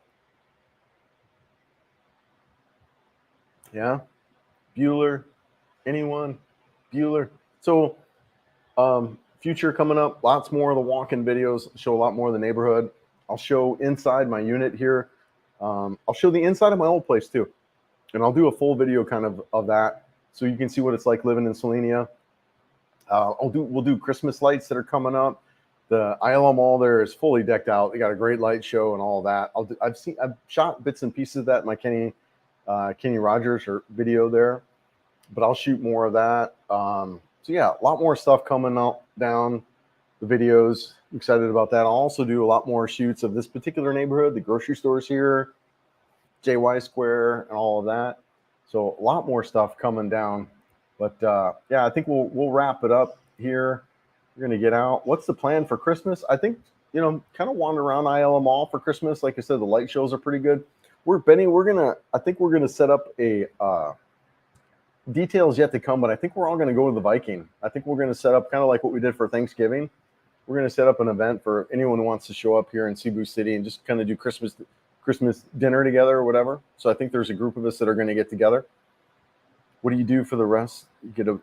What do you do to get a bike license? So to get your driver's license is good for 90 days, as long as it's an English driver's license. It's good for, and I know you're from UK there, but yeah. So, but for folks who aren't, you need a driver's license in English, and that's good for 90 days. And after 90 days of being here, you want to get a Filipino license. And I can't remember. There is a process on that. Probably look up YouTube to see what the process is. You need like all your visa receipts. You need your passport. You need your valid license that you have from your country. You know, so you need copies of all that stuff. And I actually had a letter of residence from Selenia, where I was staying at, saying that I lived here. And then, so if you're looking to ride a motorcycle, you'll need a motorcycle endorsement on your current license. If you don't have one, you'll have to take a driving and written test. So it would be best, if you're looking to ride a scooter over here, is to go ahead and get your motorcycle endorsement in your home country. Do the motorcycle training there. But yeah, a little bit of a pain, but really just, it's having all the paperwork, right? Once you have all the paperwork, it wasn't that bad. It took maybe an hour, but it took me 3 trips to have everything I needed. But that's my fault. That's not their fault, right? Let's talk about who is waiting for you at the Pancake House. Dude, I don't think anyone's waiting for me there, right? I'm so far away from the Pancake House now in the ILM Mall, which is kind of nice. I'm glad I'm out of the bubble. Is it a pain to get a Philippines driver's license? It was, but again, that wasn't, not so much their problem, but more my problem. Like, you know, like everything else, you know, if you don't show up with the right amount of paperwork or what's needed, then it's going to be a little bit of a problem. And that's kind of what happened. It took me 3 trips to figure out exactly what I needed to get there, right? And after the third trip, the other thing you need is a medical exam, right? You need it, and it's real simple. They check your eyes and that kind of stuff. But so once I had everything there, I was, you know, in and out in relatively quick amount of time, maybe a half hour, 45 minutes. So, and I didn't get a license. I had a little paper thing, but eventually, so not bad, really, not bad. Did you show the video of the dog jumping off the balcony and the guy riding the scooter? Yes, I did. She did show me. Did Joe show me? Yes, I did see that. That's crazy, man. That's crazy. Scooter, I wouldn't describe the track. Yes, no, I wouldn't either. But again, I would assume you already have your motorcycle endorsement, and then that'll just carry over. You basically, what I did is a transfer of license, and it transferred over. So, all right, guys, I'm gonna bounce out. I think I'm gonna go get some breakfast. A little bit of a late breakfast, and I got more unpacking to do. I got boxes and stuff everywhere, so still getting moved in. But wanted to do a live, wanted to catch up, wanted to just really update everybody what's going on here. and just check in, and I'll be shooting a lot more stuff here coming out. So really appreciate you guys. Salamat, Empin, Ayo. Hope everyone's good. Hope everyone's a great holiday, and stay happy, stay healthy, and we'll talk to everyone soon. Take care. Yeah. See you guys.